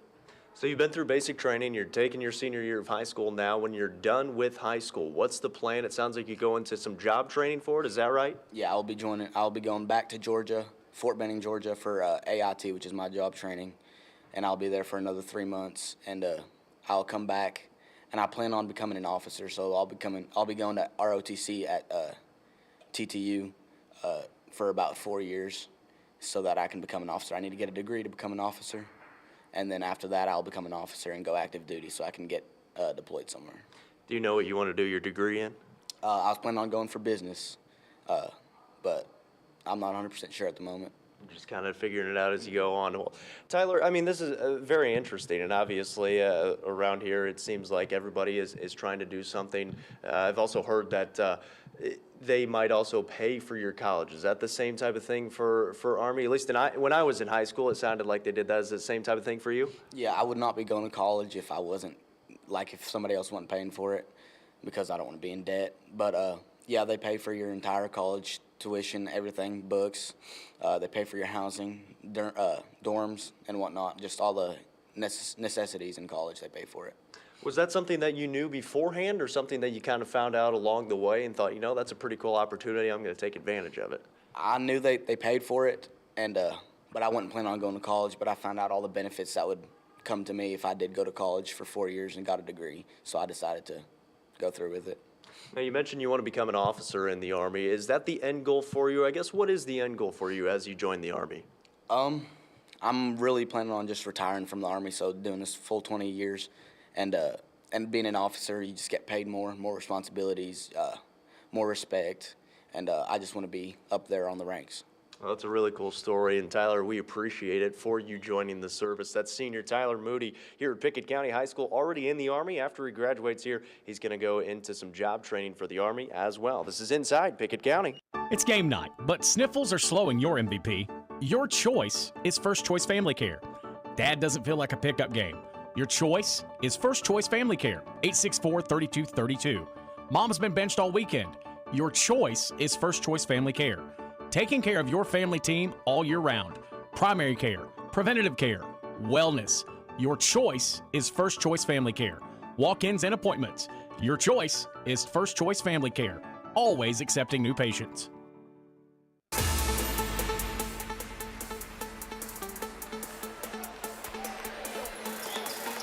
We're getting geared up for the second half here from Salina. 29-24, the halftime score. Clay County on top by 5. Much different than the first time these two teams met. For one, Pickett County has already outscored their total output from the last game. Yeah, that's saying something, Jacob. Hey, they're playing with a lot more energy, a lot more intensity. I think they played really well defensively that time for sure. It's going to be a fun. Yeah. They didn't have the clock set yet. Yeah, it's more. So already a buzzer to start off the third quarter. They let it run down, and then they didn't give them enough time to actually put 8 minutes on the clock. Yeah. So now we'll get ready to go. 29-24. This Pickett County team, nobody on this roster has beaten this Clay County team. They've lost 13 games in a row. This is Heath Wattenbarger down low, got loose, lays it up and in. He had Keaton Arms on his back, and Arms couldn't do anything about it because he's got 3 fouls. Let's keep our eye on that matchup the whole second half, Jacob. At the other end, Clay County with the ball. 29-26. Burchett has it and will hand it off to Grant Strong. Strong gets a screen from Arms, tries to pass it off to Arms, and it's picked off by Wattenbarger and then poked from behind and out of bounds. And Pickett County will keep it on the near sideline. Burchett came streaking from behind just to poke that one. Will Amonette will take it out here on the near sideline. Right in front of his dad. We'll throw it into Jacob Amonette on the top of the key. Lets the play develop. Now looks to the right side for Will and hands it off to him. Will set up the play and find Zach. And this is something they've gone new to. Zach starting offenses. Here's Will for a corner 3. Banks it in from the right side. Well, you'll take them no matter how they come. I'm not sure how that, at the angle that he shot it from, I'm not sure how it had enough glass to go in, but it did. Nice shot, Will. Here's Grant Strong from the free throw line. High in the air and got it to go. That was a tough shot for Strong. He's got 9 and makes it 31-29. Here's Heath Wattenbarger, pass is poked off, and Keaton Arms is out in front. He'll lay it up and in, almost missed it, but got it to go. Just came from behind, he almost was kind of bent over, and Will Amonette couldn't see him. So Arms gets the steal and the 2, makes it 33-29. Heath Wattenbarger will pass over to Zach Amonette on the right wing for the Bobcats. Jacob Amonette on the right side now, holding the ball above his head, will pass over to Will out near half court. Will Amonette being guarded by Burchett, over to Hunter Wattenbarger on the left wing. Wattenbarger gets a screen, step back, 3 on the way, is good! That's a tough shot by Hunter Wattenbarger, his first field goal of the ball game. Makes it 33-32, 6 minutes remaining in the third. Several Pickett County players clapping their hands right here. Jacob wanting to dig in on the defensive end. Let's see if they can. Grant Strong, a shot fake, will pass it over to Spivey, now down low to Arms. Arms lost the handle, gets it back. Off to Burchett on the left wing. Burchett dribbling with the right hand. Will throw it to Eli Smith in the lane. He'll spot up, let it fly, no good, and rebounded by Hunter Wattenbarger. He'll bring it up the court for the Bobcats. Finds Zach Amonette in transition. Goes between the legs, drives in. It's loose, and Eli Smith steals it away. 5:25 remaining in the third. Clay County with it. Here's Grant Strong on the top of the key. Hesitates, crosses over, now drives in. He's fading away, fires it away. It's short, no good, but Burchett's got the rebound for the Bulldogs. Off to Spivey for a 3, no good. Heath Wattenbarger a rebound on the weak side, and Bobcats will slow it up. Yeah, Coach Amonette wanted him to slow it up right here, get a good shot. Didn't like Zach's effort on that last play. Really thought he wanted to pull it back out. Let's see if they can get a good shot right here. 33-32, Bobcats trail by 1. 4:53 remaining in the third. Jacob Amonette passing over to Heath Wattenbarger on the right side. Heath Wattenbarger can knock down a 3. He's just got to be in rhythm. Here's Hunter on the top of the key. Hunter being guarded by Jeff Spivey. Zach Amonette trying to get loose on the right side. Was hooked by Eli Smith, but they didn't call it. Hunter Wattenbarger now, a double team comes to him. Over to Will Amonette for a 3 try. Short, no good, but Jacobs got the offensive rebound. Kick out Hunter, fake on a 3. Pulls up, lets it fly, and missed it badly, but a travel was called. Hunter tried to put he likes that right jab with the right foot, and ended up traveling with it and going the other way. So a 1-point lead for the Bulldogs. They've got the ball with 4:20 remaining in the third. Grant Strong with the basketball. Gets a screen on the top of the key. Drives in, throws it to Burchett in the corner. He'll dial up the triple, in and out, back in, and no good. It hit the rim about 6 different times. The Bobcats get the rebound with 4 minutes remaining in the third. Trailing by 1. Zach Amonette will have it. He's on the top of the key, driving on Smith, passing off to Will on the right side. Now Hunter's got it top of the key, driving in, spinning around, trying to penetrate again. Kicks it out to Will. Off to Jacob Amonette now. And he'll reset the offense. Jacob will hand it off to Zach again. They'll try it again. Being guarded by Eli Smith as he has been all game long. Zach driving in, lost the handle. It's loose on the ground. Should be a travel. He slid about 2 feet, but they give him a steal. At the other end, Grant Strong is blocked by Hunter Wattenbarger, and they call a foul on Hunter. So on one end, Keaton Arms grabbed the basketball, falling to the ground. He slid on his right hip for at least a foot, which by definition is a travel. They let it go. At the other end, Grant Strong is blocked cleanly by Hunter Wattenbarger, and they call a foul on him. Yeah, it's roulette right now, Jacob. You're just not sure what you're going to get when the whistle blows, no doubt. So Grant Strong at the line for the first time all game and knocks down the first free throw. He's got 10 points now. Bryce Bailey checks in for Eli Smith. So that means Jimmy Burchett's going to be on Zach Amonette. Strong at the line again. Second free throw on the way, and good. He's got 10 points now into double figures is Grant Strong with 3:25 remaining in the third. 35-32, Bobcats trail by 3. Here's Heath Wattenbarger in the high post. Looking around, now will take it and throw it straight into the sideline, and that's going to be a turnover and a timeout taken by Pickett County. A 30-second one. We'll keep it right here. Heath Wattenbarger didn't know where to go. It was a back cut by Hunter and just threw it straight to us on the sideline. Unfortunately, we're not playing in the game, so it leads to a timeout taken by Pickett County. I still think if you caught it, you could have knocked down that three, Jacob. Sitting down would have been a little tough. I'd have tried my best, though. 3:11 to play in this ball game, and it's a good timeout taken because you could feel that momentum start to shift for Clay County. No doubt. A couple of possessions. Coach Amonette didn't like the shot selection down here on the offensive end. He's called the timeout right here, reminded his team, hey, what they've done to get themselves in this position. Just got to continue to play gritty on the defensive end, continue getting good shots down here on the offensive end. Zach Amonette, as you mentioned earlier, he's got a guy in his hip pocket all night long. A lot of contact, a lot of bumps on the shots. He's coming off screens. He's going to have to continue to figure out ways that we can get him involved and get him into the rim. So Clay County will take it out into the backcourt right in front of us. Grant Strong will bring it across the timeline for the Bulldogs, leading by 3. Moves it to the right side. Looking for Spivey as he picks up his dribble. Off to Bailey on the left wing. Give it back to Spivey on a flare screen right wing. He'll drive in, pull up, high off the glass, no good. Eli Smith has the rebound. Passes off, going up, shot no good. Rebound loose and picked up by Grant Strong. And he's going to be fouled on the ground before the shot.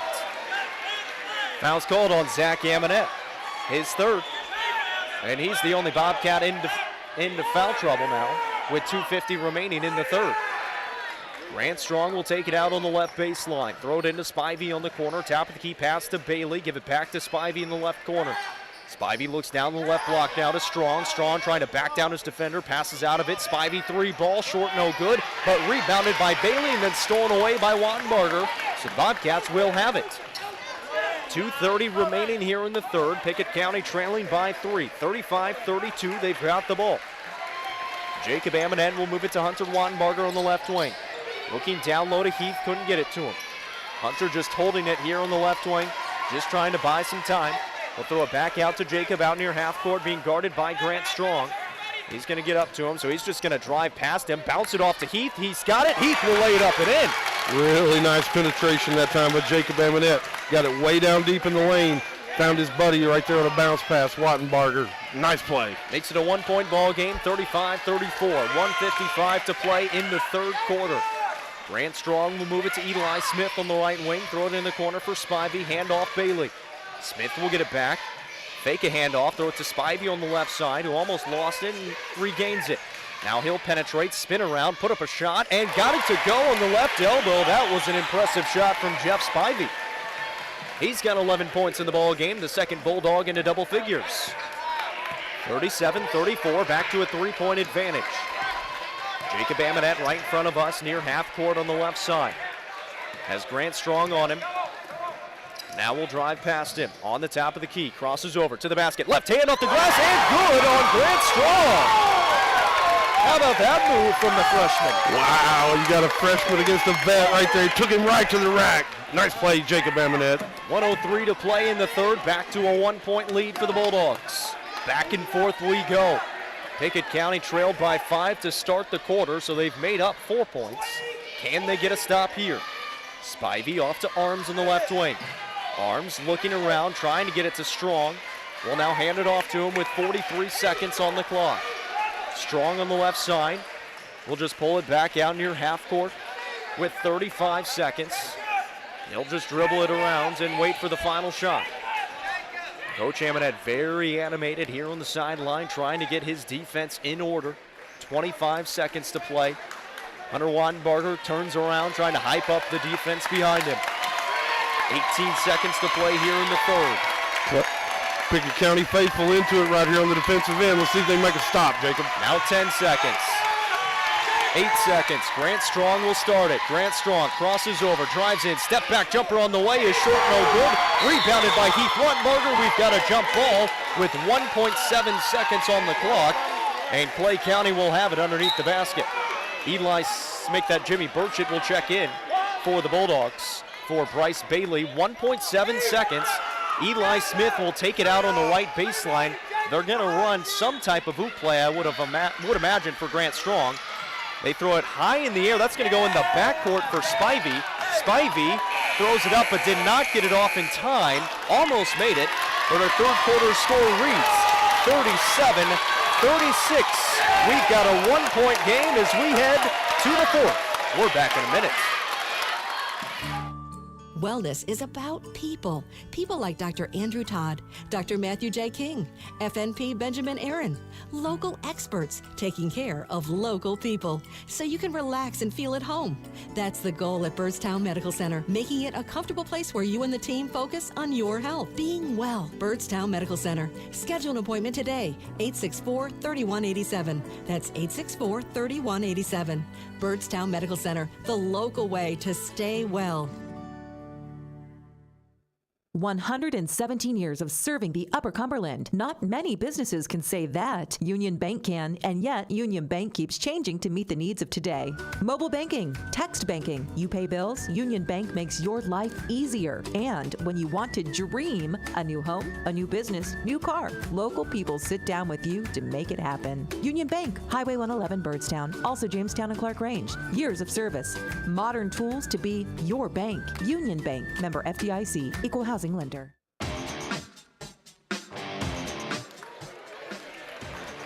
Well, Casey, I think both you and I knew that this game was going to be much different the second time around than the first one. It was 64-23 in that first game. We've got a 1-point game as we head to the fourth here tonight. Yeah, we do, Jacob. It's going to be a lot of fun. We got a lot of energy here. We're right in the Pickett County crowd. They're 1 point down. They can feel it. They can feel some of the intensity right here, especially on the defensive end. I love the effort so far. Pickett County almost starting out with the basketball. Instead, Grant Strong gets a steal as they threw it in the backcourt, threw it out away from Jacob Amonette, and Grant Strong finds 2 points. So 13 now for Grant Strong, and that is not exactly how you wanted to start the quarter, down by 3 rather than 1. 39-36. They're going to do the same thing. They're going to go 5 wide. Jacob Amonette being guarded by Grant Strong right in front of us near half court. Will start the offense. He's trying to penetrate past him, drives it to the right side. Now we'll pull it back out. Back cut by Hunter Wattenbarger to the basket. Handoff Heath up and no good, but he got fouled, and he'll be at the line. And I believe that's going to be 4 on Keaton Arms. Yeah, it is. Didn't see a whole lot of contact on that one either, Jacob. They called it, though. Coach Edwards doesn't like it. Clay County faithful don't like it, but he's Wattenbarger's going to try to knock down a couple of free throws right here. So Arms picks up his 4th foul. Heath at the line, rattles home the first. Heath has played very well in this ball game. He leads the team with 11 points. Yeah, he's played strong down on the box. He's had a couple of big rebounds too. Had a really nice game so far. Heath's second one, in and out, no good. Ball went halfway down, decided not to. 39-37, 7:18 to play in the fourth. Jimmy Burchett will walk it up the court for Clay County. On the top of the key for the Bulldogs, will drive it to the right side, pull up, pass off. Give it back to Burchett. Now we'll find Bryce Bailey. This is Grant Strong with the basketball for the Bulldogs. Dribbling with the right hands. Getting a screen, will drive it to the right side, hesitate, now drive in, step into 2 defenders, kick it out to Bailey, 3-ball no good, and the Bobcats have the rebound. You could hear the Bobcat faithful chanting walk 2 times because there were 2 blatant travels that they missed again. Yeah, they missed them big time, just didn't put air in the whistle. It's a home game for Clay County as we're going to get that call. Zach Amonette pulling up and hitting from the left elbow. Big time deuce right there. Zach Amonette ties the game, Jacob. Ties it up at 39. Grant Strong knocks down a defender. He's blocked by Heath Wattenbarger. A jump ball, and it's going to stay with Clay County underneath the basket. Grant Strong a little shaken up, as him and Hunter Wattenbarger kind of got tangled up on that right block, and then Heath came from the weak side, put his hand on top of the ball as Grant tried to put a shot up as he was kind of off balance. But a jump ball is called, and Clay County will have it on the right baseline. So the inbound to Spivey. Spivey on the right corner, driving on Will Amonette, putting up the shot, no good. Rebound is picked up by the Bobcats. They had three Bobcats going for it. They almost lost it out of bounds. Chance to take the lead right here, Jacob. They led very early on in this game, but not since the first quarter. Zach Amonette with it. Zach runs into two defenders. He's going to be fouled by Grant Strong. Grant came from the weak side as Zach tried to spin, and Grant gets tagged with a foul, and a timeout's going to be taken by Clay County. And it's going to be a full timeout. We've got a tie ball game at 39. 6:01 to play in the game. We're back in 1 minute. Most insurance ads end at competitive rates, as if that's all that matters. As your local professional insurance agent, that's just where Kiesling Insurance begins. When it comes to insuring your home, your car, or your business, Kiesling Insurance offers you personalized service and advice, along with a choice of companies to fit your needs. And yes, competitive rates, too. When you need insurance, call them, or be sure and contact the team at Kiesling Insurance or visit them online at KieslingINS.com for details about life, home, auto, or business. As Pickett County soars higher this year, so does Amonette Eagle Auction. When you need your property sold, there's not a better team to call. Amonette Eagle Auction has the knowledge, skills, and tools to get the most money for you and your family. Check out eagleauctions.com to find out more or to see information on upcoming auctions. You might find just what you're looking for. Thanks, Amonette Eagle Auctions. When you need to get it sold, call Amonette Eagle Auction. We soar higher.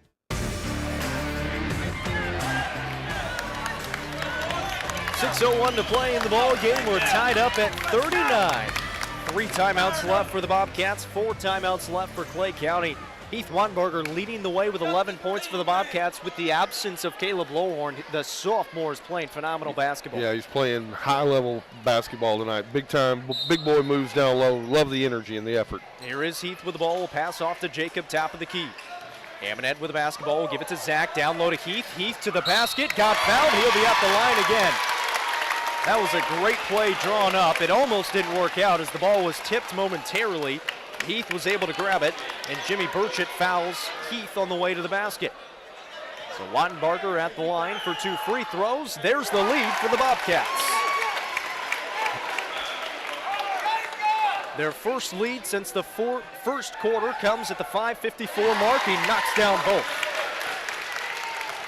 Heath's got 13 points. It's 41-39. 5:50 remaining in the ball game. If Pickett County wins, they grab a share of the regular season district title. If Clay County wins, they win their 4th in a row, and Jeff Spivey answers with a triple at the other end. Nobody really got out on him. He said, I'll take it. He already hit 3 in the first half. 42-41, Bulldogs back up by 1. Down low, pass out of bounds is going to go to Clay County.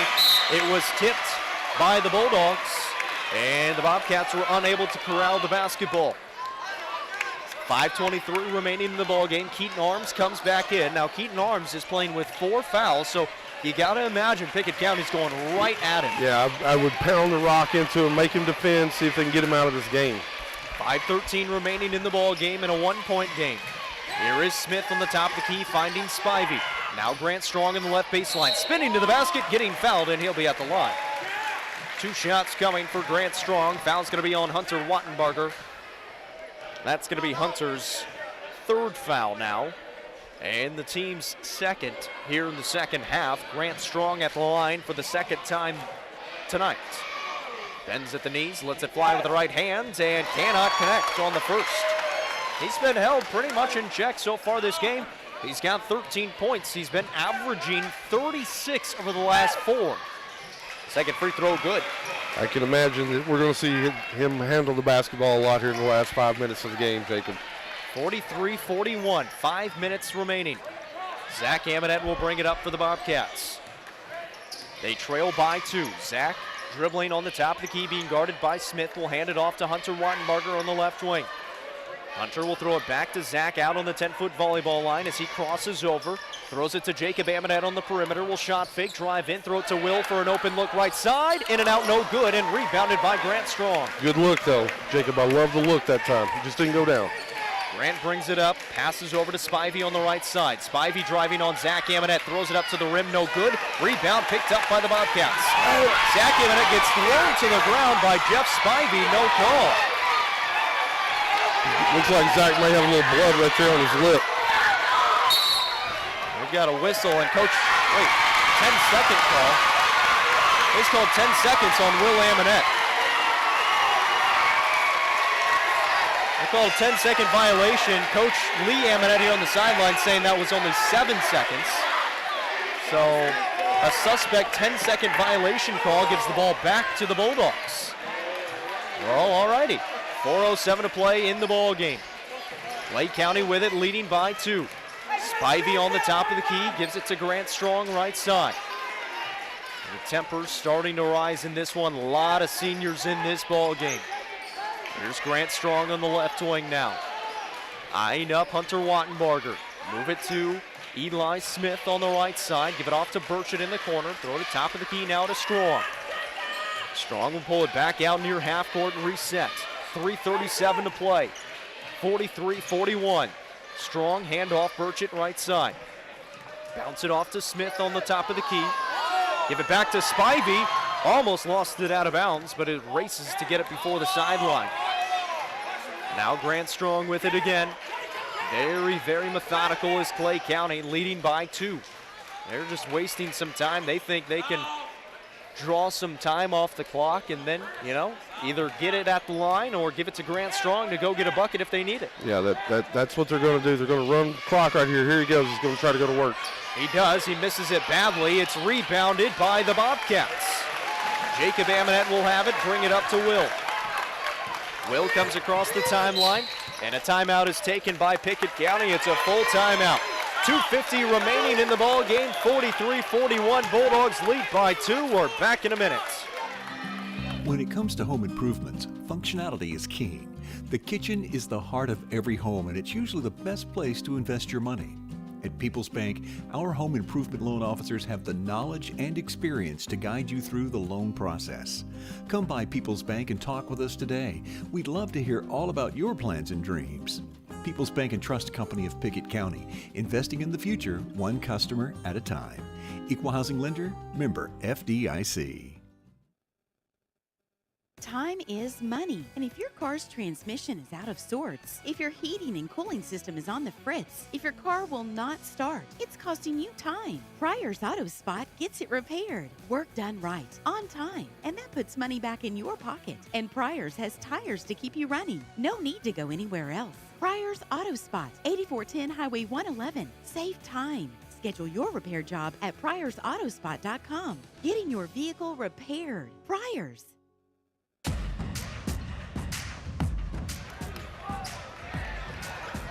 Out of the timeout, Pickett County will have the basketball. 2:50 to play in the ball game. They trail by 2, 43-41.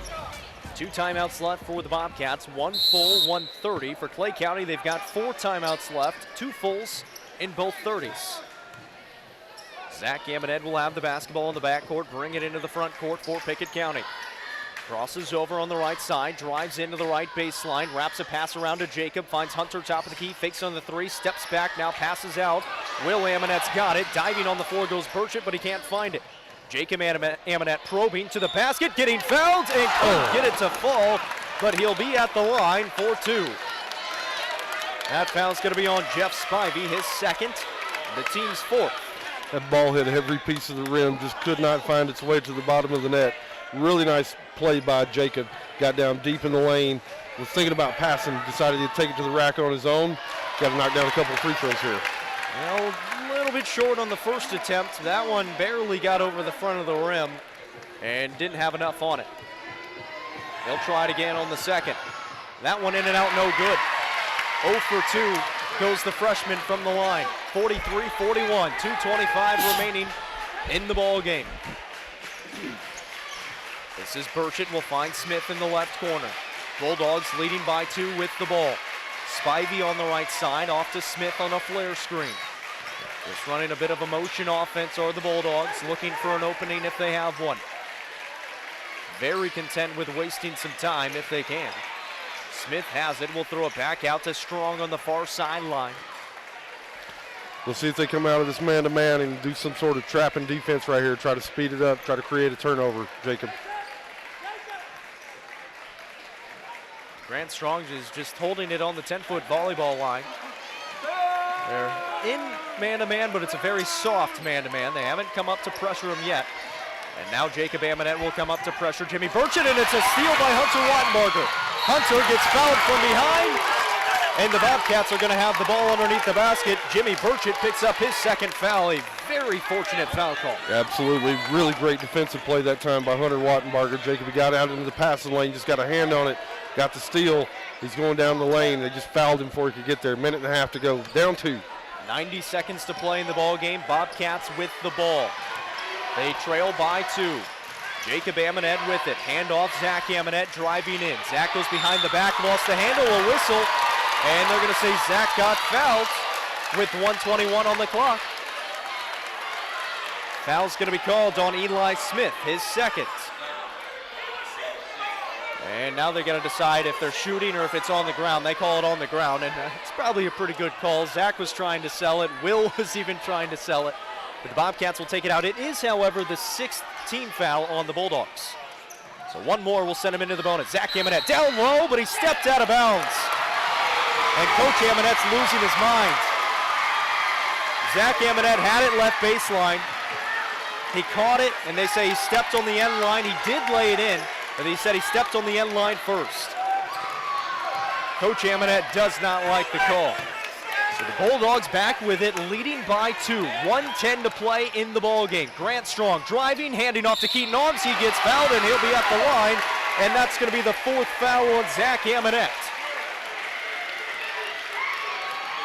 Zach picks up his 4th. Keaton Arms is going to go to the line.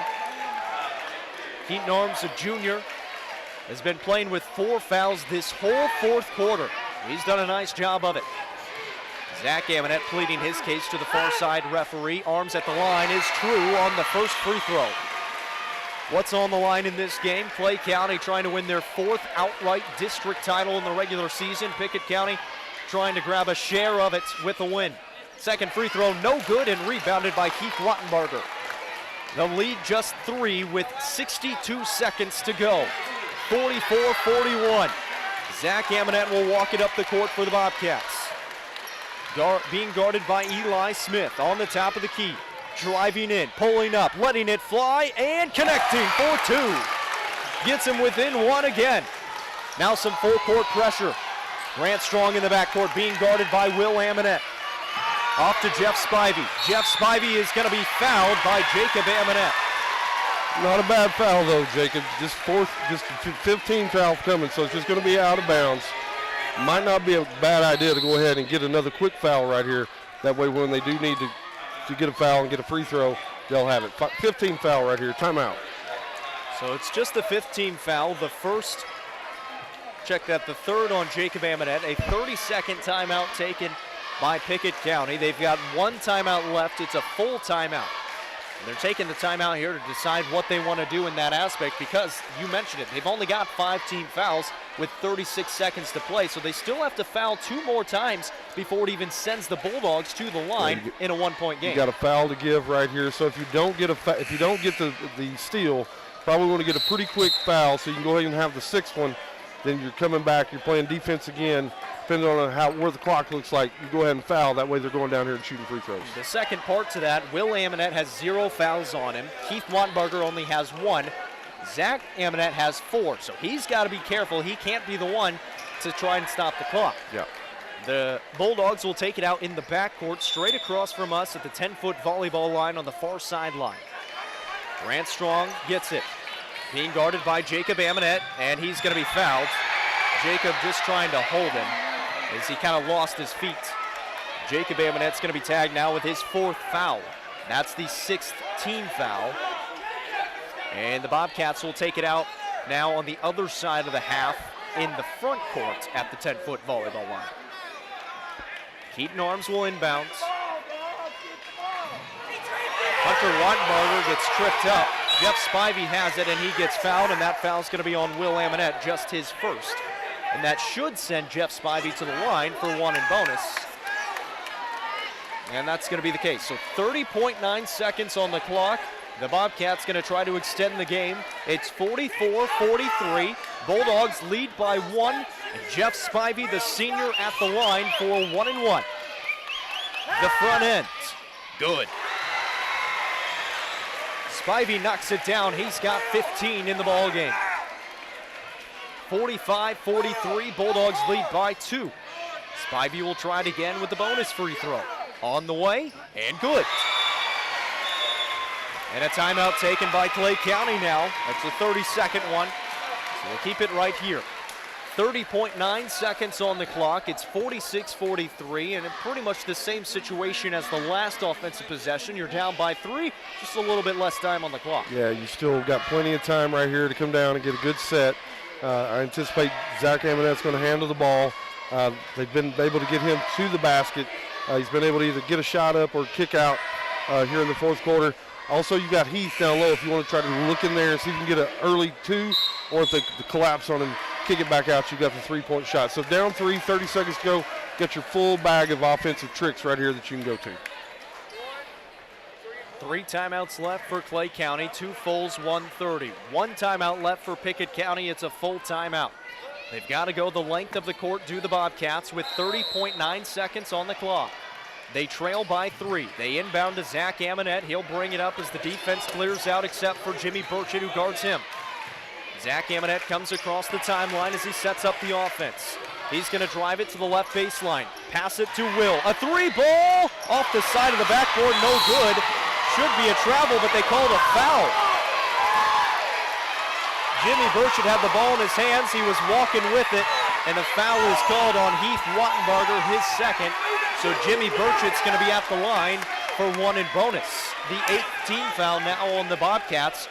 A lot of time went off, and no points went on the board for the Bobcats. 14.8 seconds on the clock now. Had a good look at it down there, and Will just couldn't knock it down. I really liked the effort, though. Just couldn't get it knocked down.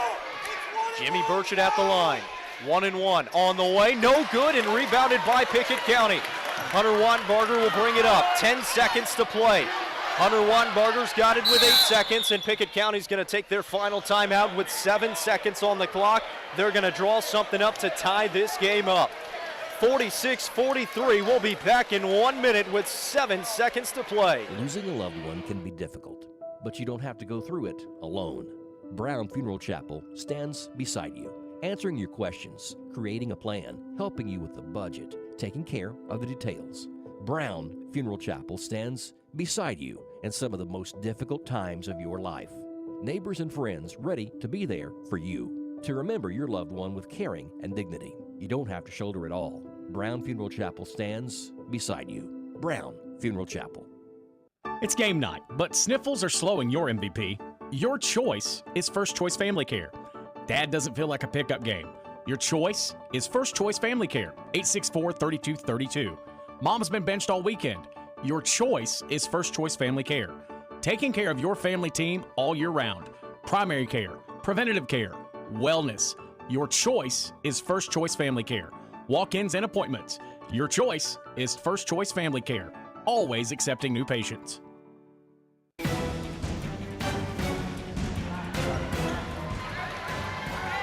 Well, this is what we broadcast for, right? 7.2 seconds on the clock in a 3-point ball game. 46-43, the Bobcats trail by 3. They've got the ball. They need a 3 to tie. Jacob Amonette will inbound. Finds Zach Amonette at half court.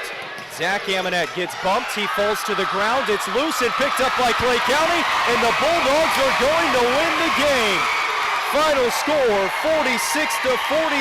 The Bobcats turn it over to lose. 46-43, and the Bulldogs are your outright District 7A champions for the 4th year in a row. Final score, 46-43. We'll take a break, come back, and have the post game right after this. Since 2007, Dale Hollow Exxon has been serving this community. That's a lot of buzzer beaters and great wins. Jason Meadows and the team at Dale Hollow Exxon love the Bobcats and are proud to support the team. On your way to the next game, swing in for a fill-up. Sandwiches, fresh baked goods, and delicious pizza for every Bobcat fan on your team. And of course, Synergy Supreme Gas from Exxon to keep your car running with the speed of the Bobcats. Dale Hollow Exxon. Refuel after every game at Dale Hollow Exxon. When your day-to-day work causes pain, when your daily exercise stops you cold, when picking up the groceries or your grandchild makes you ache, call Milestone. Milestone Physical Therapy improves lives. Milestone builds futures by finding the source of your pain. It's not about covering up the aches, it's about getting rid of them. Call 864-8090 for an appointment. 864-8090. Orthopedic care that improves your life. With over 20 years' experience, see Laura Reagan at Milestone Physical Therapy.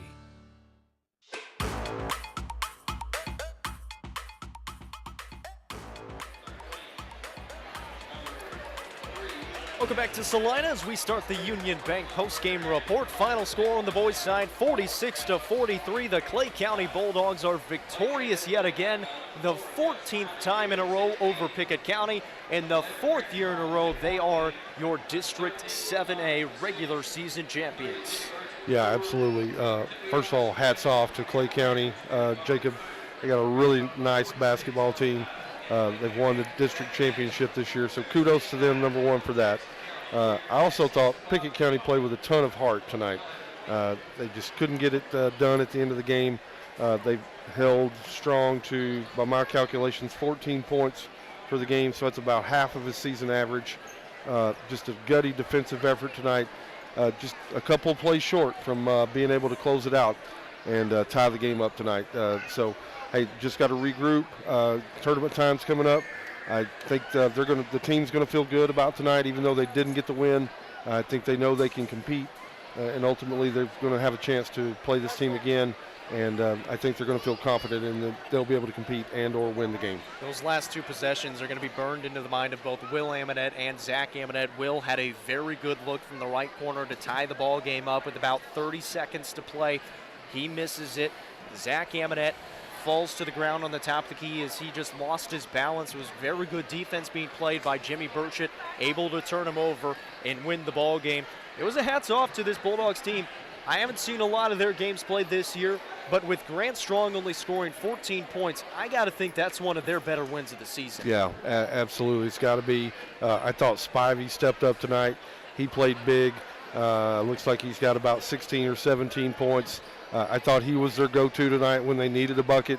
I thought Hunter Wattenbarger did a fantastic job tonight on Strong, limiting him, forcing him away from the basket, forcing him into stuff that he wasn't necessarily as comfortable with. But yeah, gritty, tough effort, gritty, tough win by Clay County. Hats off to them tonight. Let's go through the stats. Final score, 46-43. The Clay County Bulldogs, District 7A champions for the 4th year in a row. They were led by senior Jeff Spivey. He was the difference in this ball game. 16 points for him, 14 for Grant Strong, 6 for Keaton Arms, 4 for Jimmy Burchett, 2 apiece for Eli Smith, Bryce Bailey, and Nate Adams. The Clay County Bulldogs improved to 14-5 on the season and finished the district season 8-0. For the Pickett County Bobcats, they fall to 18-6 and 6-2 in district play. They will be the 2 seed in the District 7A tournament coming up in a couple of weeks. They were led by both Zach Amonette and Heath Wattenbarger with 13 points apiece. 9 points for Will Amonette, 4 for Hunter Wattenbarger, and 4 for Jacob Amonette. Final score, 46-43. The Union Bank postgame report continues right after this. The Pickett County Bobcats. Today's game sponsored by First Choice Family Care. When you're on the injury report, your choice is First Choice Family Care. 864-3232. By Kiesling Insurance. Auto, home, life, business insurance. Protecting families like yours with the best coverage. Kiesling Insurance. Pryor's Auto Spot. Saving you money on your next set of tires. Auto repairs, Diesel 2, Pryor's Auto Spot, Highway 111, and by People's Bank, Pickett County's community bank, investing in the future, one customer at a time. People's Bank. 117 years of serving the Upper Cumberland. Not many businesses can say that. Union Bank can, and yet Union Bank keeps changing to meet the needs of today. Mobile banking, text banking, you pay bills, Union Bank makes your life easier. And when you want to dream a new home, a new business, new car, local people sit down with you to make it happen. Union Bank, Highway 111 Birdstown, also Jamestown and Clark Range. Years of service, modern tools to be your bank. Union Bank, member FDIC, equal housing lender. As Pickett County soars higher this year, so does Amonette Eagle Auction. When you need your property sold, there's not a better team to call. Amonette Eagle Auction has the knowledge, skills, and tools to get the most money for you and your family. Check out eagleauctions.com to find out more or to see information on upcoming auctions. You might find just what you're looking for. Thanks, Amonette Eagle Auctions. When you need to get it sold, call Amonette Eagle Auction. We soar higher. Losing a loved one can be difficult, but you don't have to go through it alone. Brown Funeral Chapel stands beside you, answering your questions, creating a plan, helping you with the budget, taking care of the details. Brown Funeral Chapel stands beside you in some of the most difficult times of your life. Neighbors and friends ready to be there for you, to remember your loved one with caring and dignity. You don't have to shoulder it all. Brown Funeral Chapel stands beside you. Brown Funeral Chapel. It's game night, but sniffles are slowing your MVP. Your choice is First Choice Family Care. Dad doesn't feel like a pickup game. Your choice is First Choice Family Care, 864-3232. Mom's been benched all weekend. Your choice is First Choice Family Care. Taking care of your family team all year round. Primary care, preventative care, wellness. Your choice is First Choice Family Care. Walk-ins and appointments. Your choice is First Choice Family Care. Always accepting new patients. Now, the Union Bank post-game report. Proud to serve Birdstown with modern tools to make banking easier. Union Bank.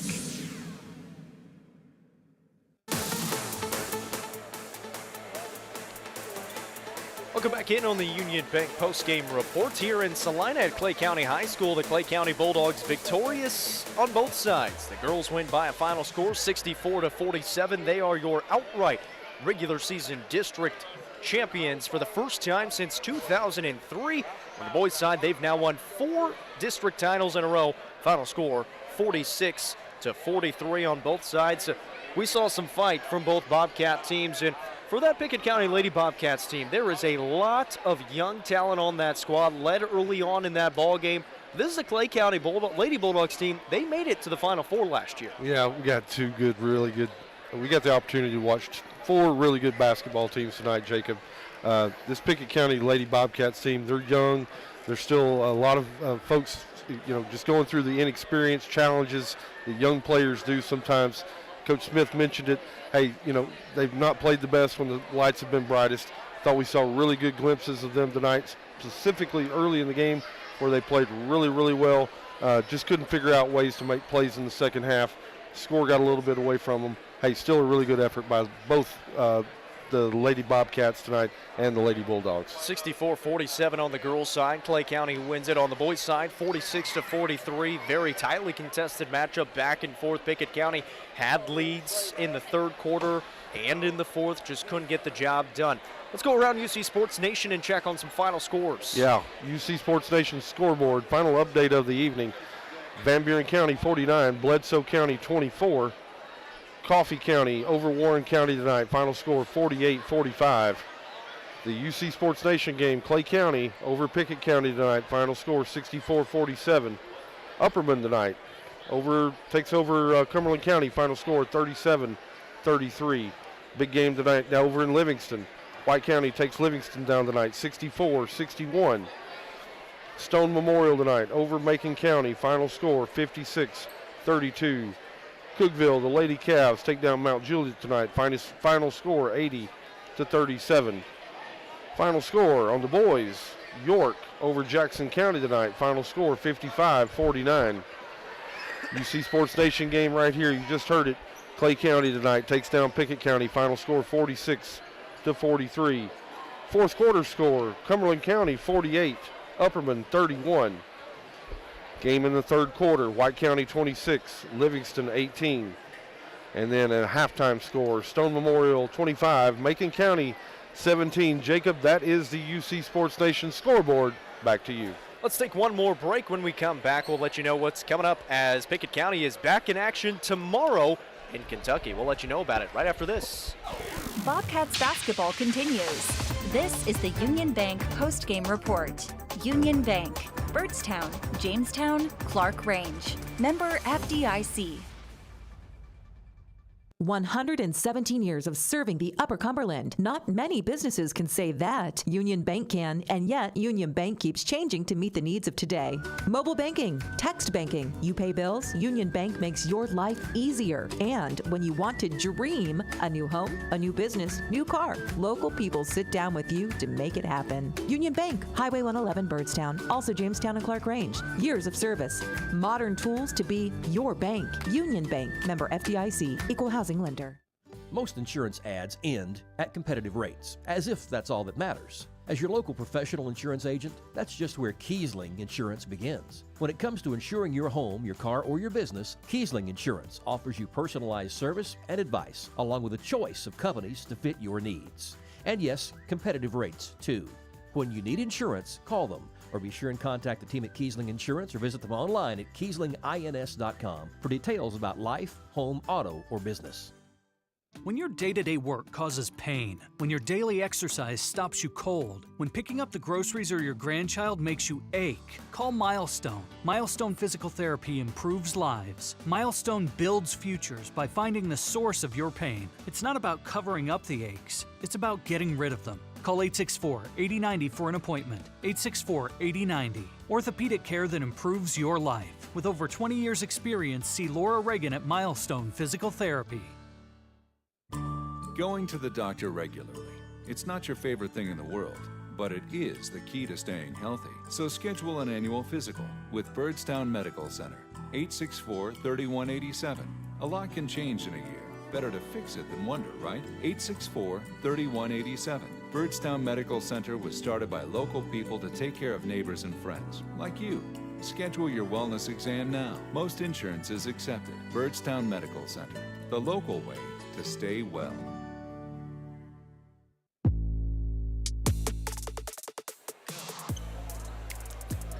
Welcome back to Clay County High School for the final time right here on UC Sports Nation. The Clay County Bulldogs, your regular season champions on both the girls and boys sides.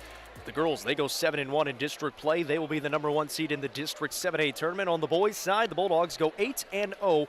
Final scores in this one: 64-47 on the girls' side, 46-43 on the boys' side. Jeff Spivey, 16 points for the Bulldogs. 13 points led the way for both Zach Amonette and Heath Wattenbarger on the boys' side.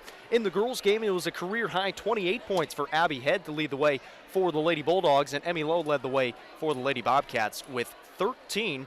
And, well, both of these teams we will see tomorrow. We won't see Clay County, but they'll also be there at Clinton County for the Robbie Davis Memorial Classic. Pickett County is up first against Wayne County, Kentucky at Clinton County High School. That'll start tomorrow at 2 o'clock. We'll have coverage starting at 1:45 Central Time right here on UC Sports Nation.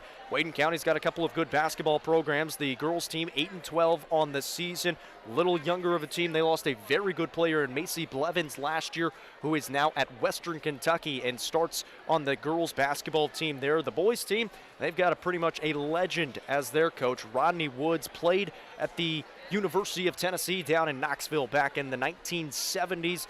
Played with a couple of NBA Hall of Famers as well, and he's been coaching for quite some time. So it's going to be a fun day tomorrow for the Robbie Davis Memorial Classic at Clinton County High School. Hopefully you can join us. Clay County will also be there. They'll be taking on Clinton County after Pickett County takes on Wayne County at 2 and at 3:30. Again, we'll have coverage starting at 1:45. Final scores from tonight: the Clay County Lady Bulldogs victorious 64-47. The Pickett County Lady Bobcats, they fall to 17-6 and 6-2 in district play. The Lady Bulldogs 16-4, 7-1. On the boys' side, it was 46-43. The Bulldogs improve to 14-5 and 8-0 in district play. The Bobcats fall to 18-6 and 6-2 in district play. That's going to do it for us tonight. Appreciate all of you tuning in from wherever you're tuning in from. A big shout out to Tom Duggan for helping us produce this, as well as Joseph Staten. For Casey Bolden, I'm Jacob Vincent saying so long from Salina. We'll talk to you from Albany, Kentucky tomorrow at 1:45. Automotive, electrical, building construction. Where does your son or daughter want to be? Cosmetology. Does your graduate want a career? Diesel technology. Good BMT, money without bad debt? HVAC technology. This is Emily Gibson, your Twin Lakes security sales consultant. The holiday delivery season is here. Know what's happening with Santa or the services that don't use reindeer with a high-definition camera system from Twin Lakes Security. With Twin Lakes, you can monitor deliveries in real time to ensure that your packages are safe and secure. Give me a call to talk about protecting your holiday deliveries and more at 931-528-2005 or visit us online at twinlakes.net. TN cert number C-0026.